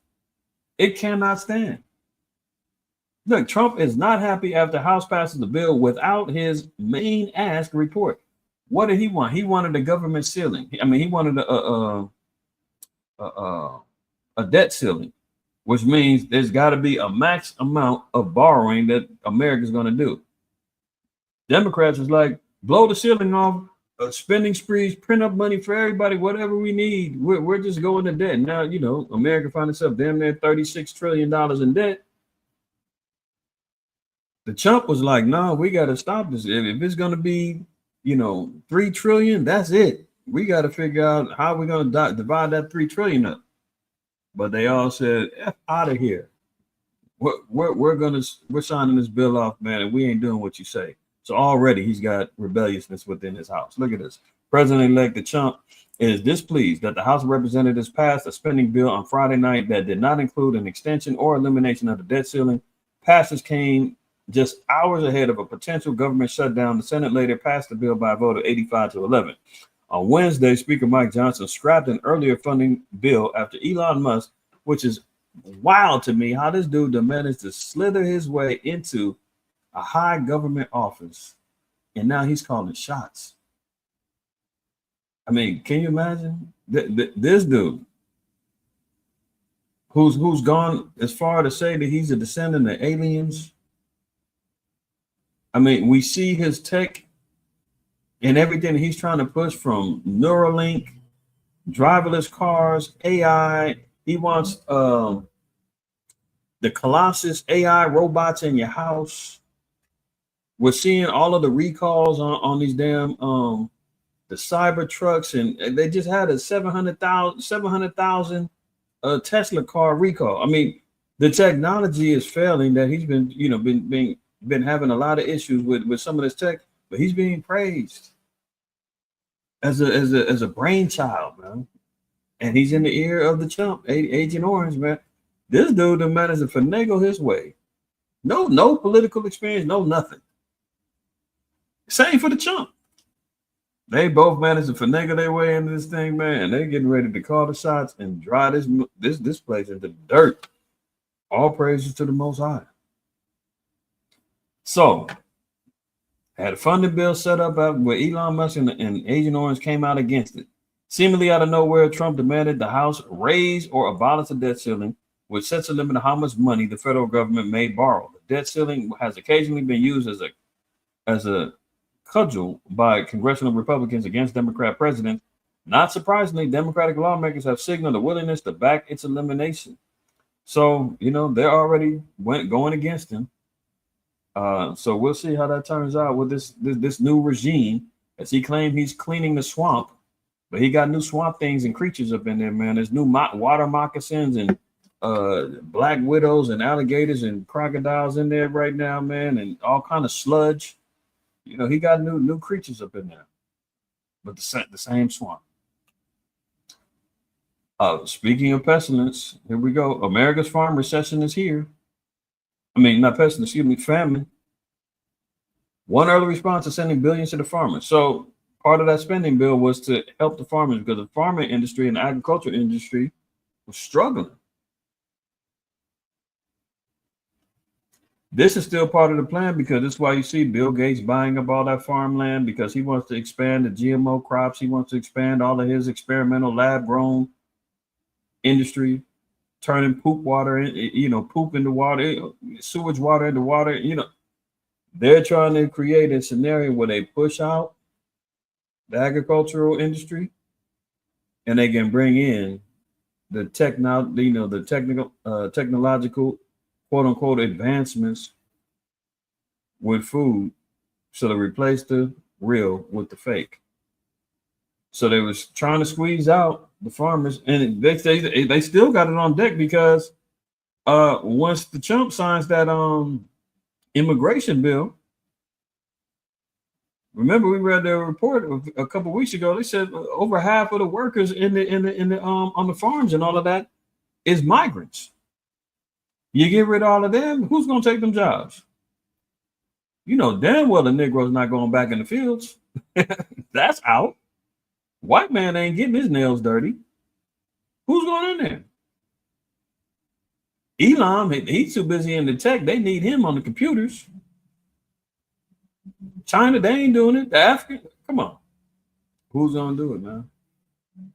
That's when, you know, Bill Gates and rest them pop in and say, don't worry, we've got AI farms, we got this, that, and the third. We don't need them no more. But look at this.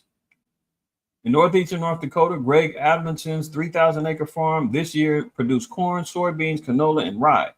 Now, these are major components for products of food, oils, all that other stuff that is used in consumption of American groceries.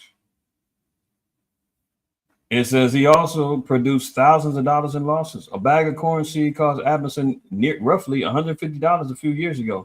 Now he has a hard time finding one for less than $230. So look at the inflation. He's paying $80 more for seed corn, and he got 3,000 acres. You know how much money that's got to, lock in on him? And then he's got to get the seeds probably from damn governmental source where they give them the GMO seeds. I think they said maybe like 95 to 98% of corn now is GMO. Don't listen to organic. That don't mean nothing. That just means that they use some, could have used some organic soil and all that. And they label it and make it seem like, oh, it's all natural. No, all natural, organic, not the same. You still can find non-GMO corn and all that, but you gotta search it out. But they just go to show you, man, they're monopolizing everything. It says earlier this year it took 3 weeks to fix a mechanical problem on his combine that broke down during harvest, resulting in a 4-figure repair bill. Everything's so expensive, it's killing us. The ag industry is continuing to get weaker, says Damon Audia, Chief Financial Officer for farm and equipment maker AGCO. He said in a December investor meeting, those challenges are expected to continue next year. Some of the world's largest grain shippers and pesticide suppliers are girding for a shrinking farm economy by cutting costs or laying off workers. Per acre losses for corn growers are expected to be steeper in 2025 than the prior 2 years, according to the National Corn Growers Association, a trade group. So these are the beginnings of where we're seeing famine come into play. And it may not be just because there's not food, but the food is going to be so expensive, you may not be able to afford it. We may not be able to afford it. Because guess what? These farmers they're coming out the pocket more. They're laying off workers. They're trying to survive. And guess what? They're going to have to double back and charge more for the labor that they put in to put some food on in the grocery stores. Then we ain't even talking about these tariffs, taxing all the stuff that are being used. We looked at the charts last week about $400 some odd billion worth of goods is coming from Canada and Mexico alone. We ain't talking about the rest of the world. He's talking about 100% tariffs on anybody affiliated with the BRICS. So you're talking taxes on stuff coming in. You don't think we're going to have to pay that on the back end? Remember, he come in lying, talking about, the wall is going to be built by Mexico. Mexico's going to pay for it. They ain't paying for that crap. And taxes pay for it. Just like he's talking about now, the tariffs, don't worry about it. You're going to benefit. Yeah, right. So you see how things is trickling down. Yeah, facts, McQuarrie.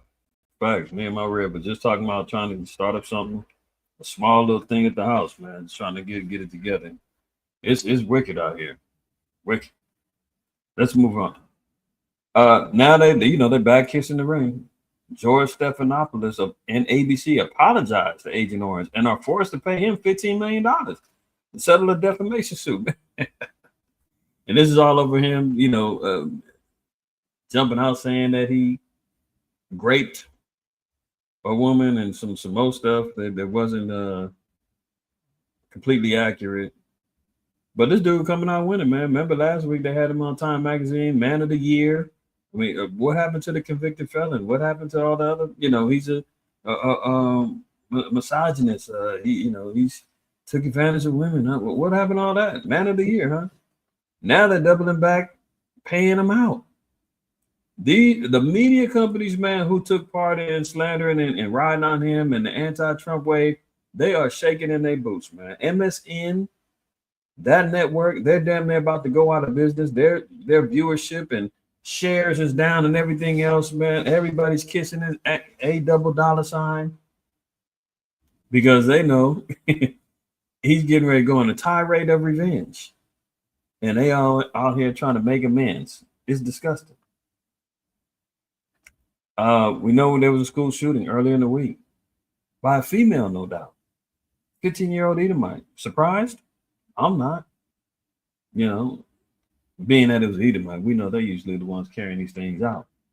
School shooting leaves 3 dead, 7 wounded as a gunman opens fire in a private Christian academy. They're saying that the little 15-year-old has some ties and interest in neo-Nazi information and posts that, you know, they tracking down her internet activity. They seen, you know, some of the things she's been entertaining. So was this something instigated by her thoughts? You know, she proclaimed herself to be a loner. She had an accomplice out here in California that they just busted. He was supposed to carry out something similar. They caught him. So we're seeing them even trying to drum up the makings of a race war, civil war. You know, of course, there's always something to go down before a presidential election or after the election, something to reel in the gun violence. Oh, we gotta take the guns away. You know, it's always a school shooting, concert, church. You dig what I'm saying? But they're saying the little 15-year-old man, she may have some ties to some neo-Nazi. And she had an accomplice out here in California who's about to get busy too, but they caught him. So be prepared. There's probably some more coming down the pipeline. Hey, look, if they don't try to snipe out Agent Orange twice, don't think any civilian walking around here is safe. They got some plans, as we've been talking about. Let's move on. Canada, Justin Trudeau, quote, is on the brink of resigning as his liberal government crumbles.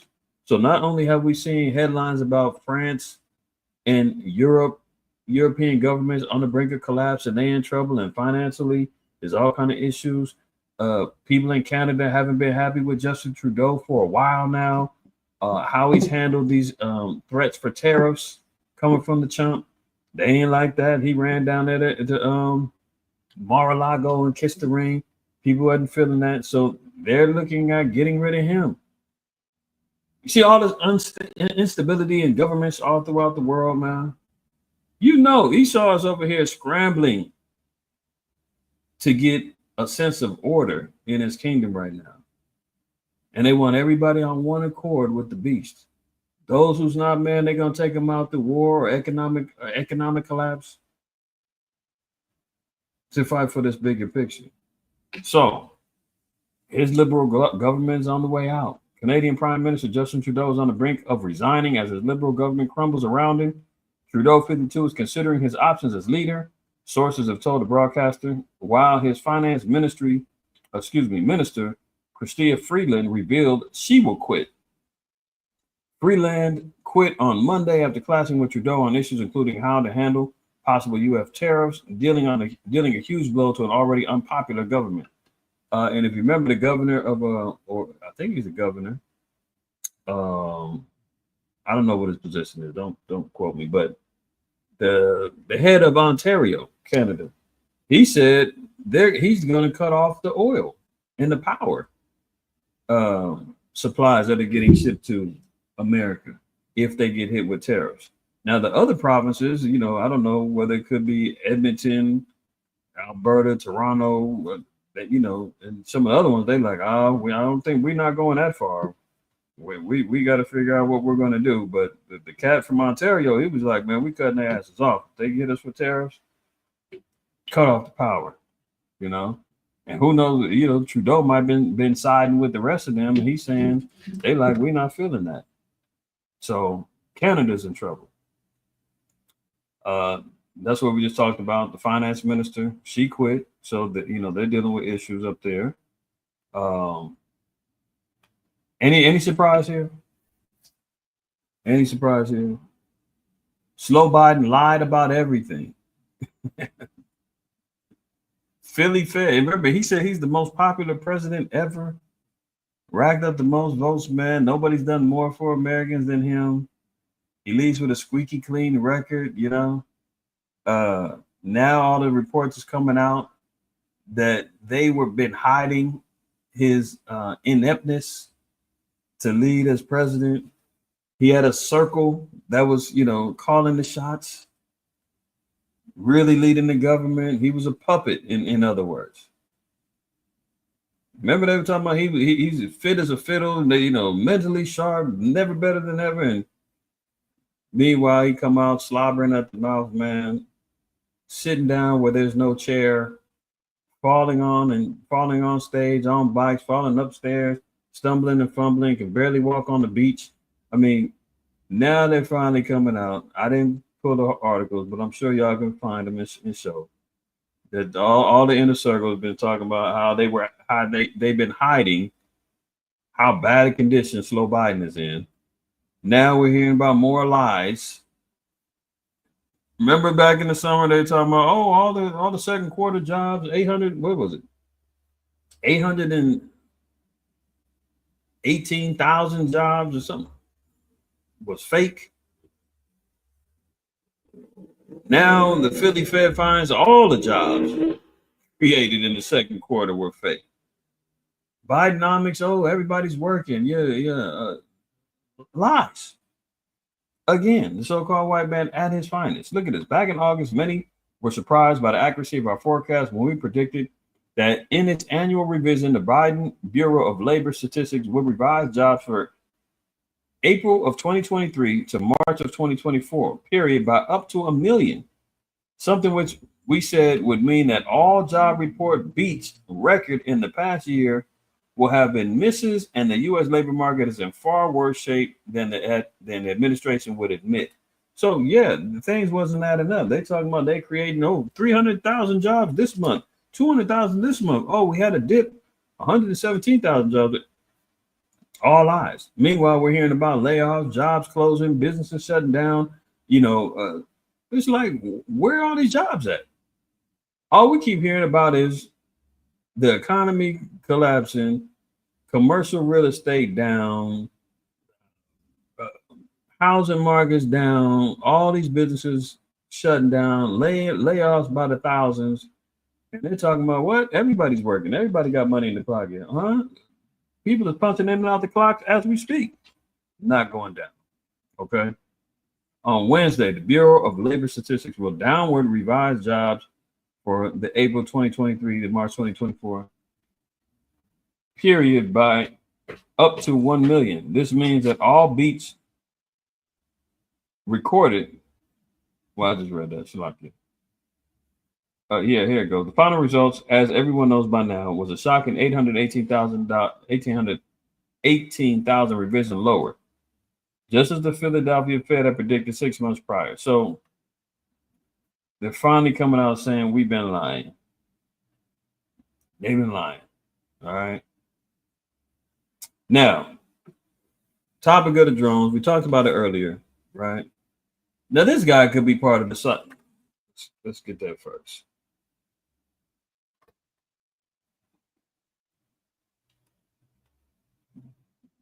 This is what I'm on. This is what I believe. First off, man, people is, we jump off the bridge. As believers in this truth, man, we read about chariots, we see about fire in the day, cloud by night, and everything else going on in the scriptures dealing with the chariots of the Most High, which we all believe and faithfully should understand and know that's going to be part of our deliverance, part of the judgment that's going to befall America, right? That's all real. But everything we see up in the sky, y'all, is not a damn chariot. That's what makes, when we jump out the window and say, oh, look, it's a chariot. That's what makes us look more discredited when it can be answered. Say, man, that's a drone. Now you tripping. See that crazy ass stuff you've been listening to in that Bible, man, got you twisted. You don't know what you're talking about. That's when we become more discredited. And the white man knows this, and this is why he throws all of these terms, the unidentified aerial phenomenon, or is it a UFO, unidentified flying object? He's throwing out all these acronyms that you get confused on what's what. Then he's throwing up all these drones. He's remaking, all of the, I remember years ago, man, when the internet first popped off, it was on YouTube, and there was a video of quote unquote spaceships. They were flying, and it looked like Florida. It could have been a Caribbean island or something like that. And we was tripping. I mean, this was like 05, 06. I don't recall. It was around that time. And I remember, brothers, we were looking at it all on the internet, and this is early internet. We ain't seen nothing like this before. We tripped. Oh, shit, look at the check. Come to find out, like a year or two later, that was like some secret filming for a movie. But at the time, it was like, oh, snap. Look, the chariots. No. I mean, the white man, no. Remember, he's got a God complex. Remember, he said in Isaiah 14, I'm going to be like the Most High. So even when it comes down to creating flying objects in the air, he wants to be like the Most High. He wants to emulate anything like the Most High. The Most High says his eyes is bright as 10 times brighter than the sun. Oh, I can do that too. I can have eyes everywhere as well. Let me go and set up Alexa and Siri in everybody's homes, and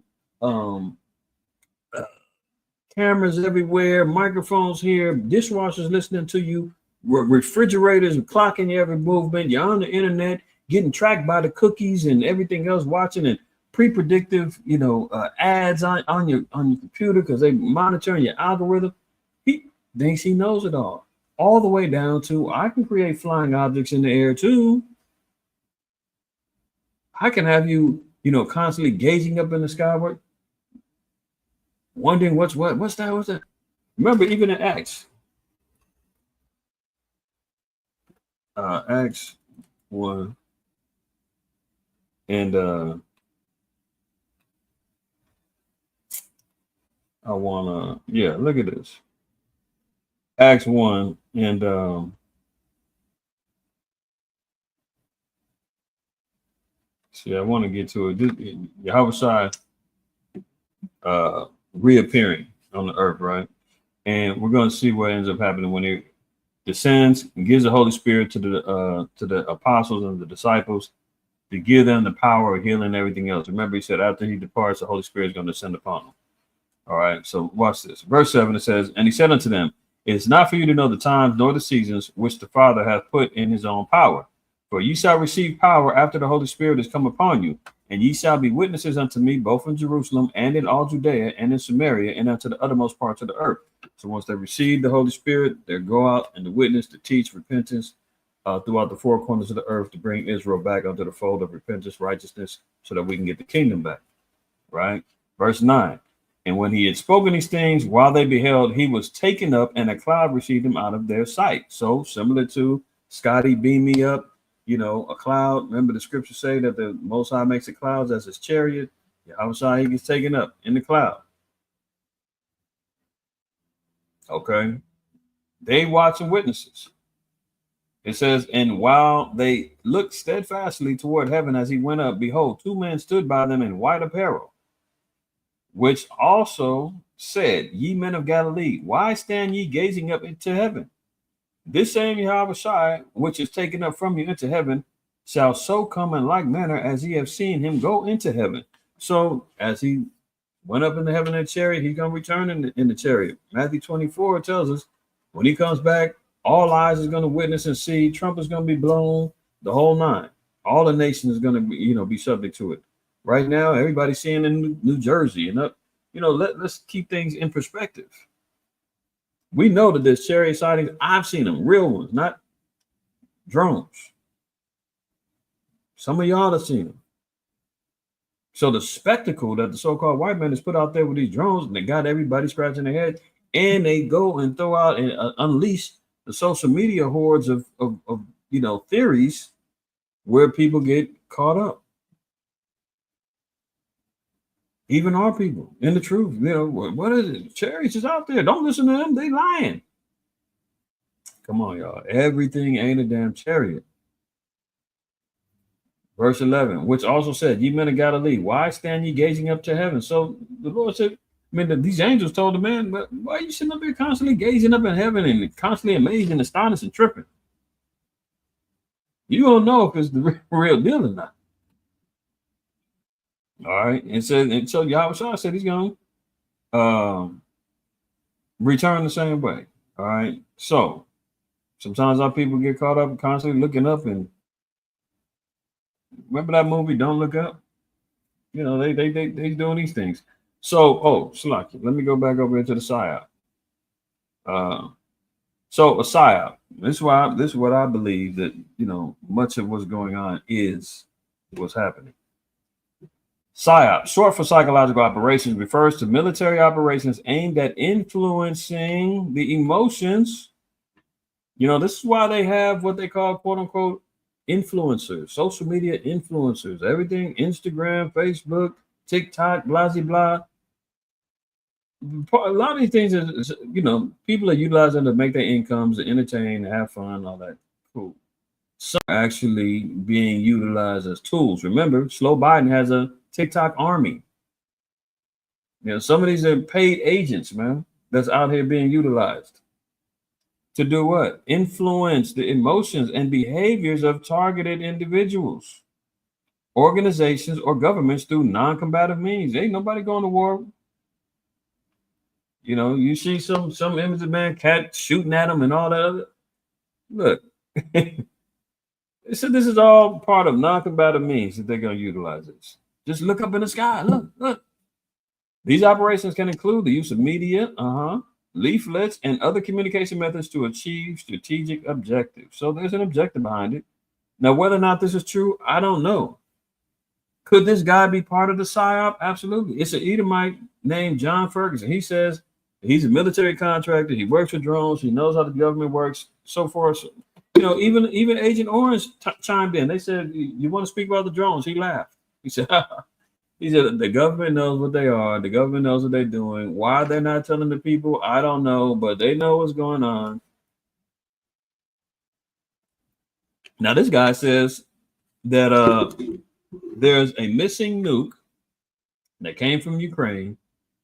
And what's interesting is, you know, the threat is it could be used as a dirty bomb. It could be, you know, somehow triggered. And me and the brothers were just talking about, in particular, I know Al-Adai, he was talking about a dirty bomb last weekend.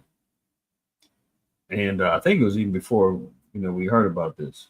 But nonetheless, this is what they're saying. You know, this is his theory, that there's a missing nuke. They're utilizing these drones to try to find them before something goes down. And it's on the East Coast. Now, it's possible he's onto something, because they have said that radiation is spiking in New York right now. I don't know. Is he part of the whole thing? Because all of a sudden now this guy is viral. He went viral on TikTok, giving his 2 cents about what it is.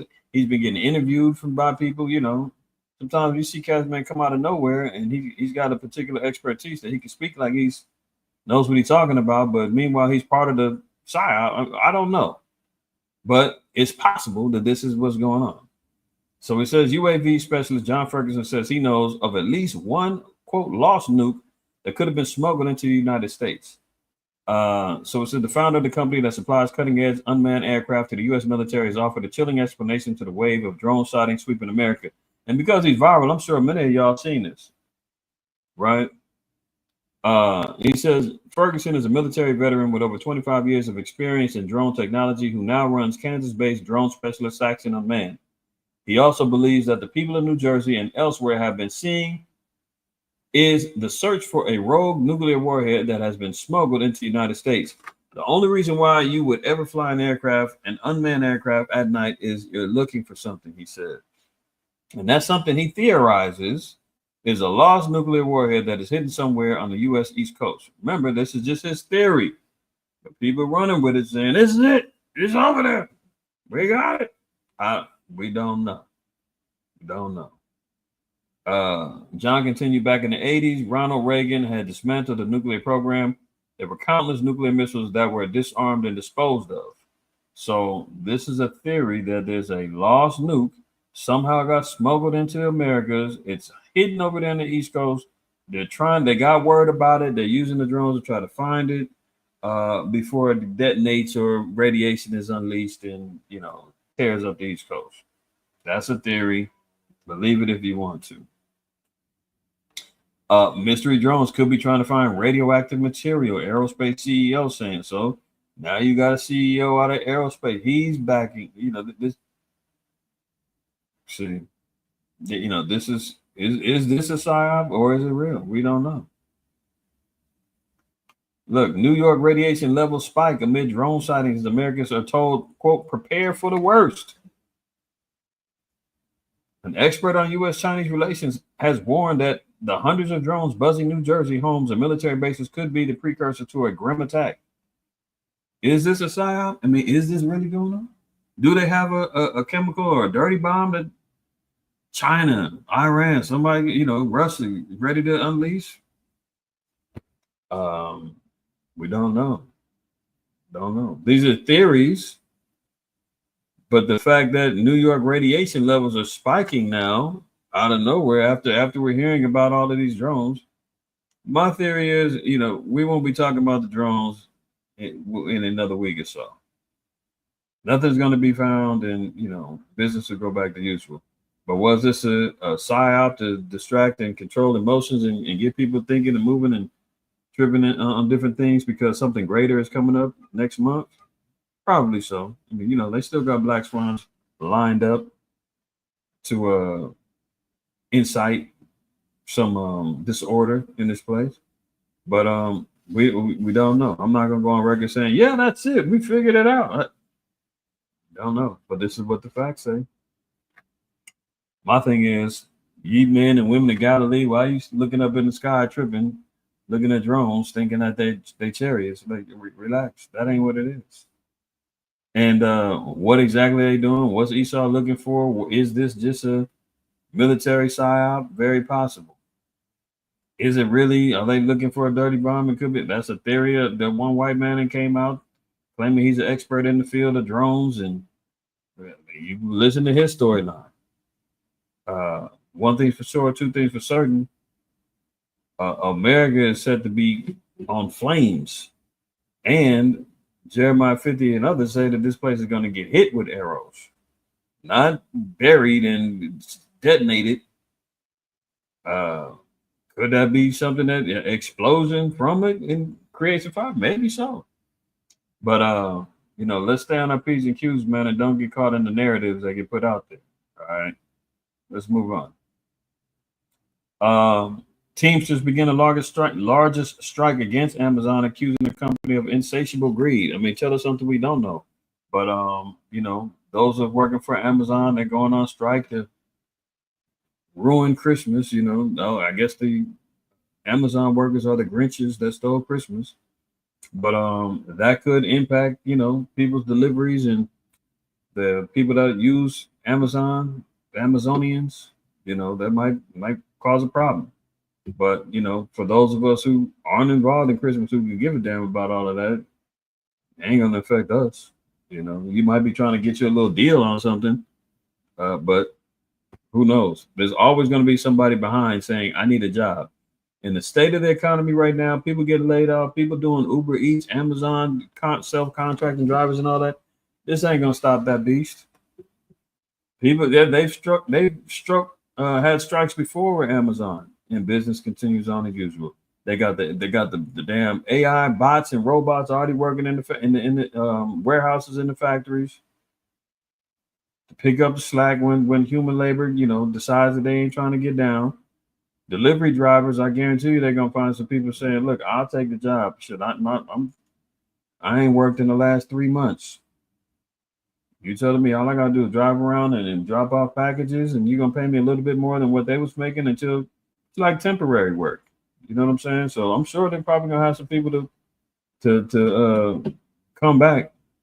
This ain't gonna cripple Amazon. Let's believe that. But people are looking for solutions, man. People is hurting out there, and they're looking at the insatiable greed of these big corporations and companies. This is why they're parading around Luigi, the guy that killed the CEO of United Healthcare. Parading him around every minute you get. He's another damn distraction.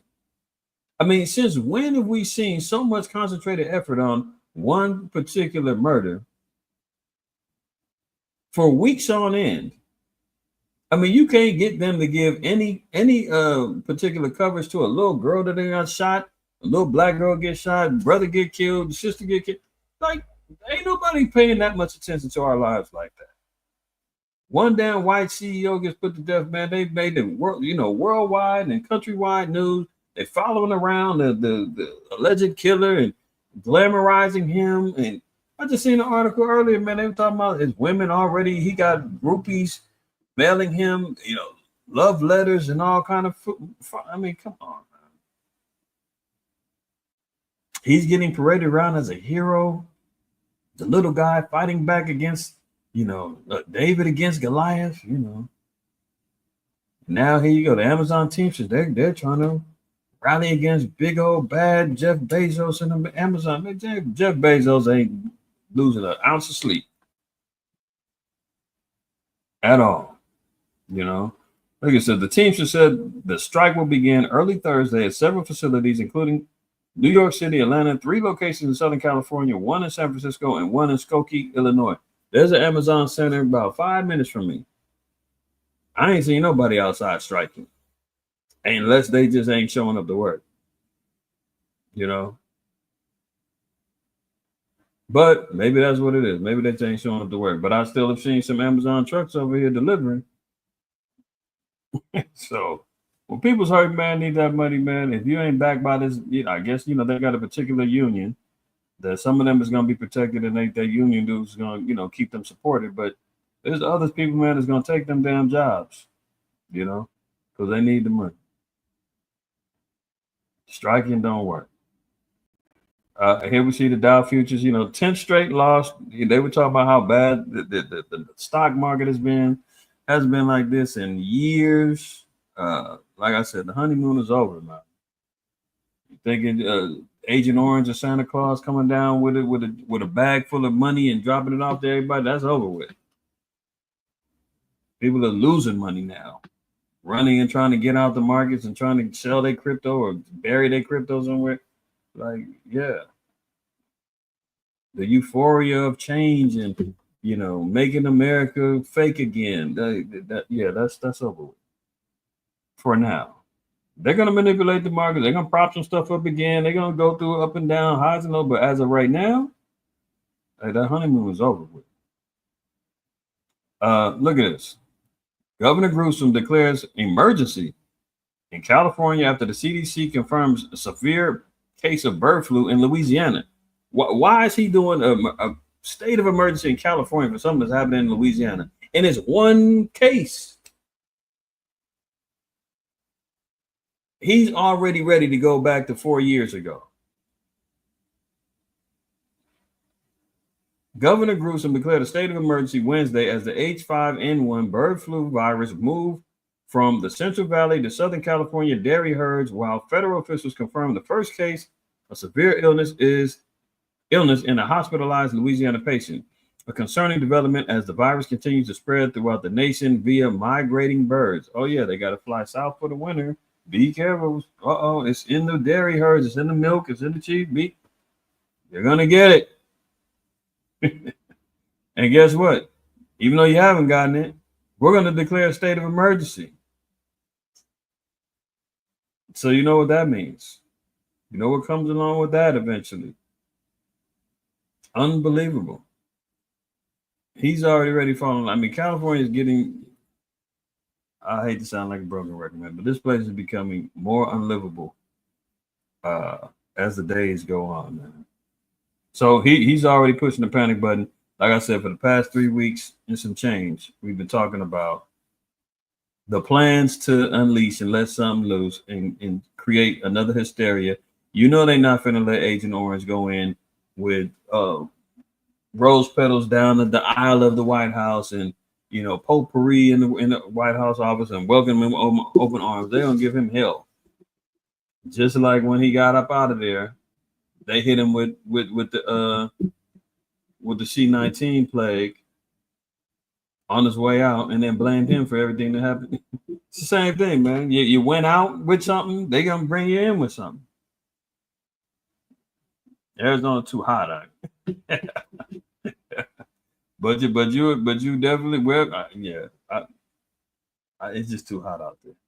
But I'm with you though. I got Let me leave it alone. I don't want to disclose nothing, but this place is becoming unlivable. I'm telling you. Moving on. Oh, here we go. Doctors sound the alarm about a superbug that causes violent diarrhea and it's spreading across the U.S. Here's another one. Researchers of University of California, Los Angeles, that's UCLA, identified 3 cases of Shigella in the city, a bacterial infection that causes explosive and bloody diarrhea as well as severe stomach pain. Good Lord. I mean, the stuff that this cat got bubbling up now, I pray none of us got to go through this. Or what he got down the pipeline, man, from disease X to Ebola to up. I mean, it's some serious plagues, man. Can you imagine explosive and you blowing out bloody diarrhea? Now, what's interesting about this though is you can wipe your forehead and your brow because this is attacking the sodomites. Look, all 3 men were infected within a 3-month window between 2023 and 2024 and are believed to have caught the disease via sex. See why the Lord said in Leviticus 20:13, 18:22, hey, look, if a man lie with a man like he should be with a woman, both of them committed an abomination. Man, there's something, it looks exit only. And all of that, oh, we can do what we want to do. We should love who we want to. Yeah, go ahead. Most High gonna hit your ass with all kind of damn plagues, man. Get hit with this Shigella. Because you're gonna love with the Hershey Highway. And then you wonder why you're bloody diarrhea and all of that. The researcher said that while all of the men had a similar strain of Shigella, it was distinct from the past XDR strains found in other parts of the world, so it's mutated. This suggests it had been spreading in the area for some time, and they warned of the possibility of an outbreak that could spread to other areas. The researchers wrote the discovery of a novel XDRS Sony actively spreading in Los Angeles is alarming. Sodomites beware. Look, though these cases were limited to Los Angeles, similar outbreaks have been seen in major cities like San Jose and Portland among gay men and homeless. Attack on the sodomites, man. Disgusting. Here's the bird flu case over there in Louisiana. Something's happening in Louisiana. Birds in the backyard flocks have been dropping dead.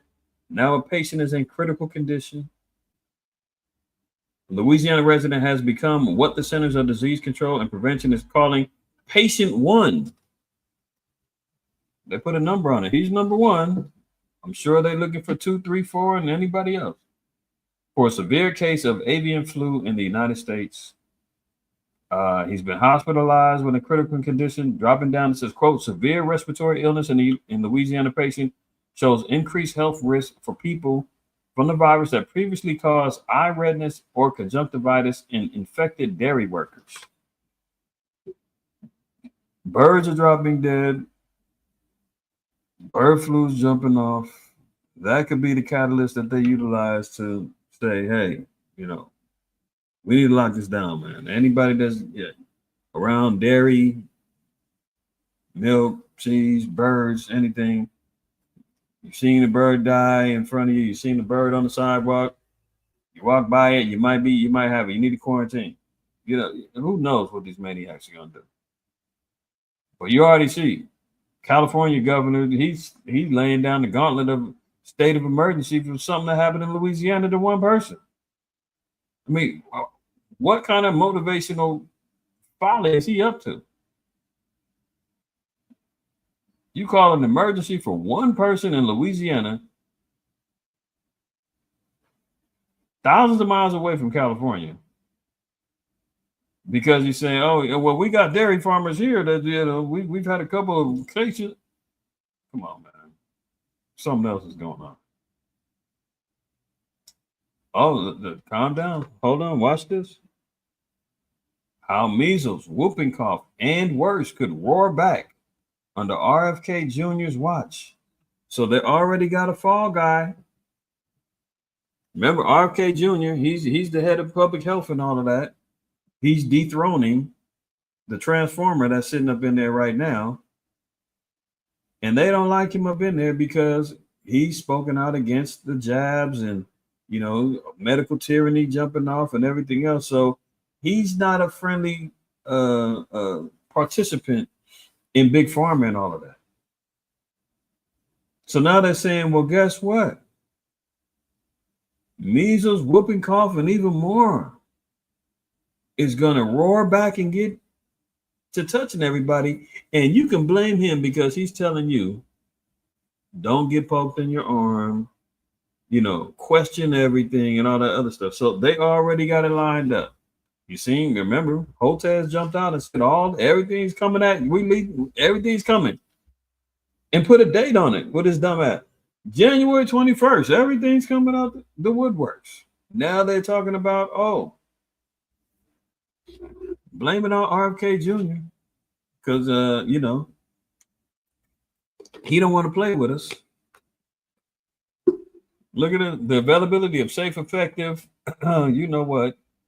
jabs less than a year into the pandemic marked a high point in the 300-year history of getting poked in the arm, seemingly heralding an age of protection against infectious diseases. Now, after backlash against public health interventions culminated in President-elect Donald Trump's nominating Robert F. Kennedy Jr., the country's best-known anti-pokes activist, as its top health expert. Remember, he said he's not anti-poke. He's been poked up. He's up to date with his jabs. He was questioning the one that involved the plague the last 4 years, 2019 on. He's questioning that one. But they lay down a cold blanket on him and said, no, he's against all of them. And he's on record saying, no, I'm not. I'm not anti this. I've gotten poked. Me and my family, everybody. But this one right here, something's wrong with that one. But see how they flip it? Now, me, mine, and many within the Israelite community, we're the anti-V all the way. But they're going to paint them that way, right? Continuing on. Experts and jab advocates say a confluence of factors could cause renewed deadly epidemics of measles, whooping cough, meningitis, or even polio. Litany of things that will start to topple is profound. You hear that? Said James Hodge, a public health law expert at Arizona State. He said the litany of things that will start to topple. He said, man, so many things is going to come down the pipeline and make your head spin. It's profound what we got coming down. These dudes is wicked as hell, man. Make sure you taking every preventative measure for your health to maintain a strong immune system that you can, from black seed oil to oil of oregano to echinacea to elderberry to ester seed. I mean, you name it, man. Vitamin D, A. Keep your stuff up to par, man. Golden seal. You understand what I'm saying? Because you got to have your strength of immune system up, because when it comes, or whatever it may be, Lord willing, our immune system is back, strong enough to fight it off or not even be touched by it. Our thing is, the faith says we ain't gonna be touched by it, But they getting ready to roll out the gauntlet. Look at this. Tri-state hospitals urge patient staff to mask up amid a spike of the vid and the flu and RSV. So they're already in the tri-state area, New York, New Jersey, Philly. It's already being said, hey, mask up again. California, they already got, the mandate is already on. In hospitals, you got to mask up. I've been 2 times in the last month, and they like, yeah, you got to put it on. Flashbacks. And because the Trump pop, I mean, because Governor Gruesome popped out saying state of emergency, who knows what else that is coming along with that? Look at this, man. If this ain't calling good evil and evil good, this broad got a $20 million book deal for laughing and goofing out, laughing for the 4 years of her vice presidency, for getting mopped up in the presidential election, and she got a $20 million book deal out there. How does that work? And it's saying she might sign a deal with Netflix. She's getting rewarded for her failures, man. You can't make this up, boy. Kamala lands a $20 million book deal, and people have questions. Yeah, I bet. All-time worst presidential loser, Kamala Harris is set to make $20 million from a book deal and may sign an exclusive contract with Netflix. The book is set to recount her side of the story regarding what went down in the White House when Harris replaced Biden as the nominee. The Daily Mail notes that the source told them, quote, virtually the moment Kamala lost to Trump, the offers began pouring in from the publishing world for her to do the definitive book on what really went down between Joe and Kamala. Oh, they want some tea. They want some tea between her and Slow Biden. $20 million worth. Imagine that, man. Pay me for failures. Give me that. Good Lord. Now here we go. We talked about this earlier, man, regarding males, having all kind of health issues. Remember when the scripture said we were going to live our long life, but we're seeing everything, jumping off regarding shorter lifespans.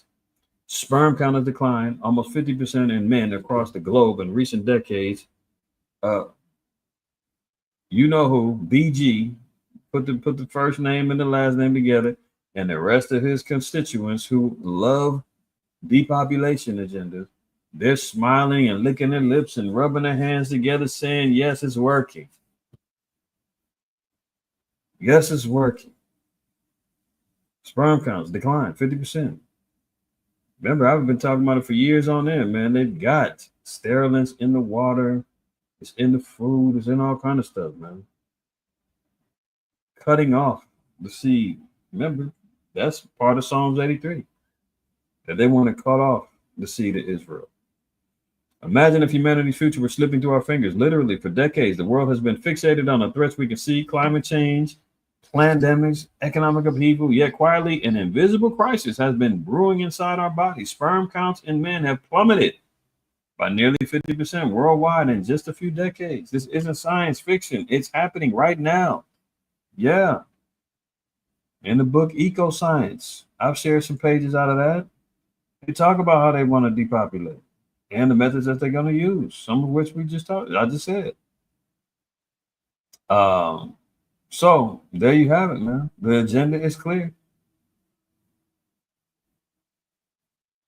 Germany, Merry Christmas, huh? German Christmas market attack. Death toll rises to 4. Dr. 50 held after a car smashed through a crowd as an ex-Muslim who fled Saudi Arabia in 2006. I mean, couldn't be even more confusing. This dude is an ex-Muslim, escaped Saudi Arabia to go live like the white man over there in Germany. And then when he gets over to Germany, he's realizing that Germany ain't got no problem with Islam, and he's letting them do whatever they want, whatever they doing. You dig what I'm saying? And now he's saying, oh, they're Islamic sympathizers. I got to kill everybody. This is a doctor, no less. Man of education, man. Took his BMW, start plowing people down. I mean, now this is a mass casualty event. Should we ban BMWs now? Like they love to talk about banning guns? I mean, fortunately, this happened over in Germany. I don't know, what their stipulations is with gun laws over there. But, if this was America, they wouldn't be talking about banning BMWs because it can be used as a weapon. I mean, come on. The death toll of the deadly Christmas market massacre carried out by an anti-Islam doctor who arrived in Germany in 2006 as a refugee from Saudi Arabia has now risen to 4, according to local reports. I mean, did he get word that there were Muslims celebrating Christmas. Is that why he rolled down it? I mean, this stuff is wild, man. So this is even more reason, and this ain't the only time. They've had. Remember the brother a few years ago? I think it was in Wisconsin as well. Mowed down some people at a was it Christmas or Thanksgiving parade? I mean, this is why the Lord said, man, thank the Most High that you've been pulled out of them pagan customs. You were not involving yourself in things, because when the Most High gets to wiping people out, you can say, yeah, I'm glad I stopped keeping that, because there will be no reason for me to go to these things and these events and get victimized, because I don't do that, you know. But yeah, terror. They're not calling it a terrorist attack because he's an ex-Muslim, but he's blaming Germany, saying Germany is an Islamic sympathizer. So he gotta wheel out the car and mow some people down. Unbelievable. So the world is going to hell in a handbasket, man. Faster and faster. You dig what I'm saying? And that's all that we have to concentrate on. We go back to the beginning of the lesson. Stay encouraged, stay faithful, stay on the right hand side of the Lord. We ain't got to worry about all of these things that's going on, but we have to be aware of it. All right. So with that, I want to give all praise, honor, glory to the Most High, White House side, man. We're gonna have our closing Sabbath class in about another hour and a half. I know y'all just got a whole head full right now. But the Spirit moves you. You want to continue on in your Sabbath and continue learning with us. Tune in about an hour and a half. All right. And we're gonna continue on teaching the sheep and being there for our people, right? Brother got a whole rundown, of things. Yeah. Oh yeah, cranberry, garlic. You're right. No lies detected. No lies detected. Some may have some issue with the sea moss.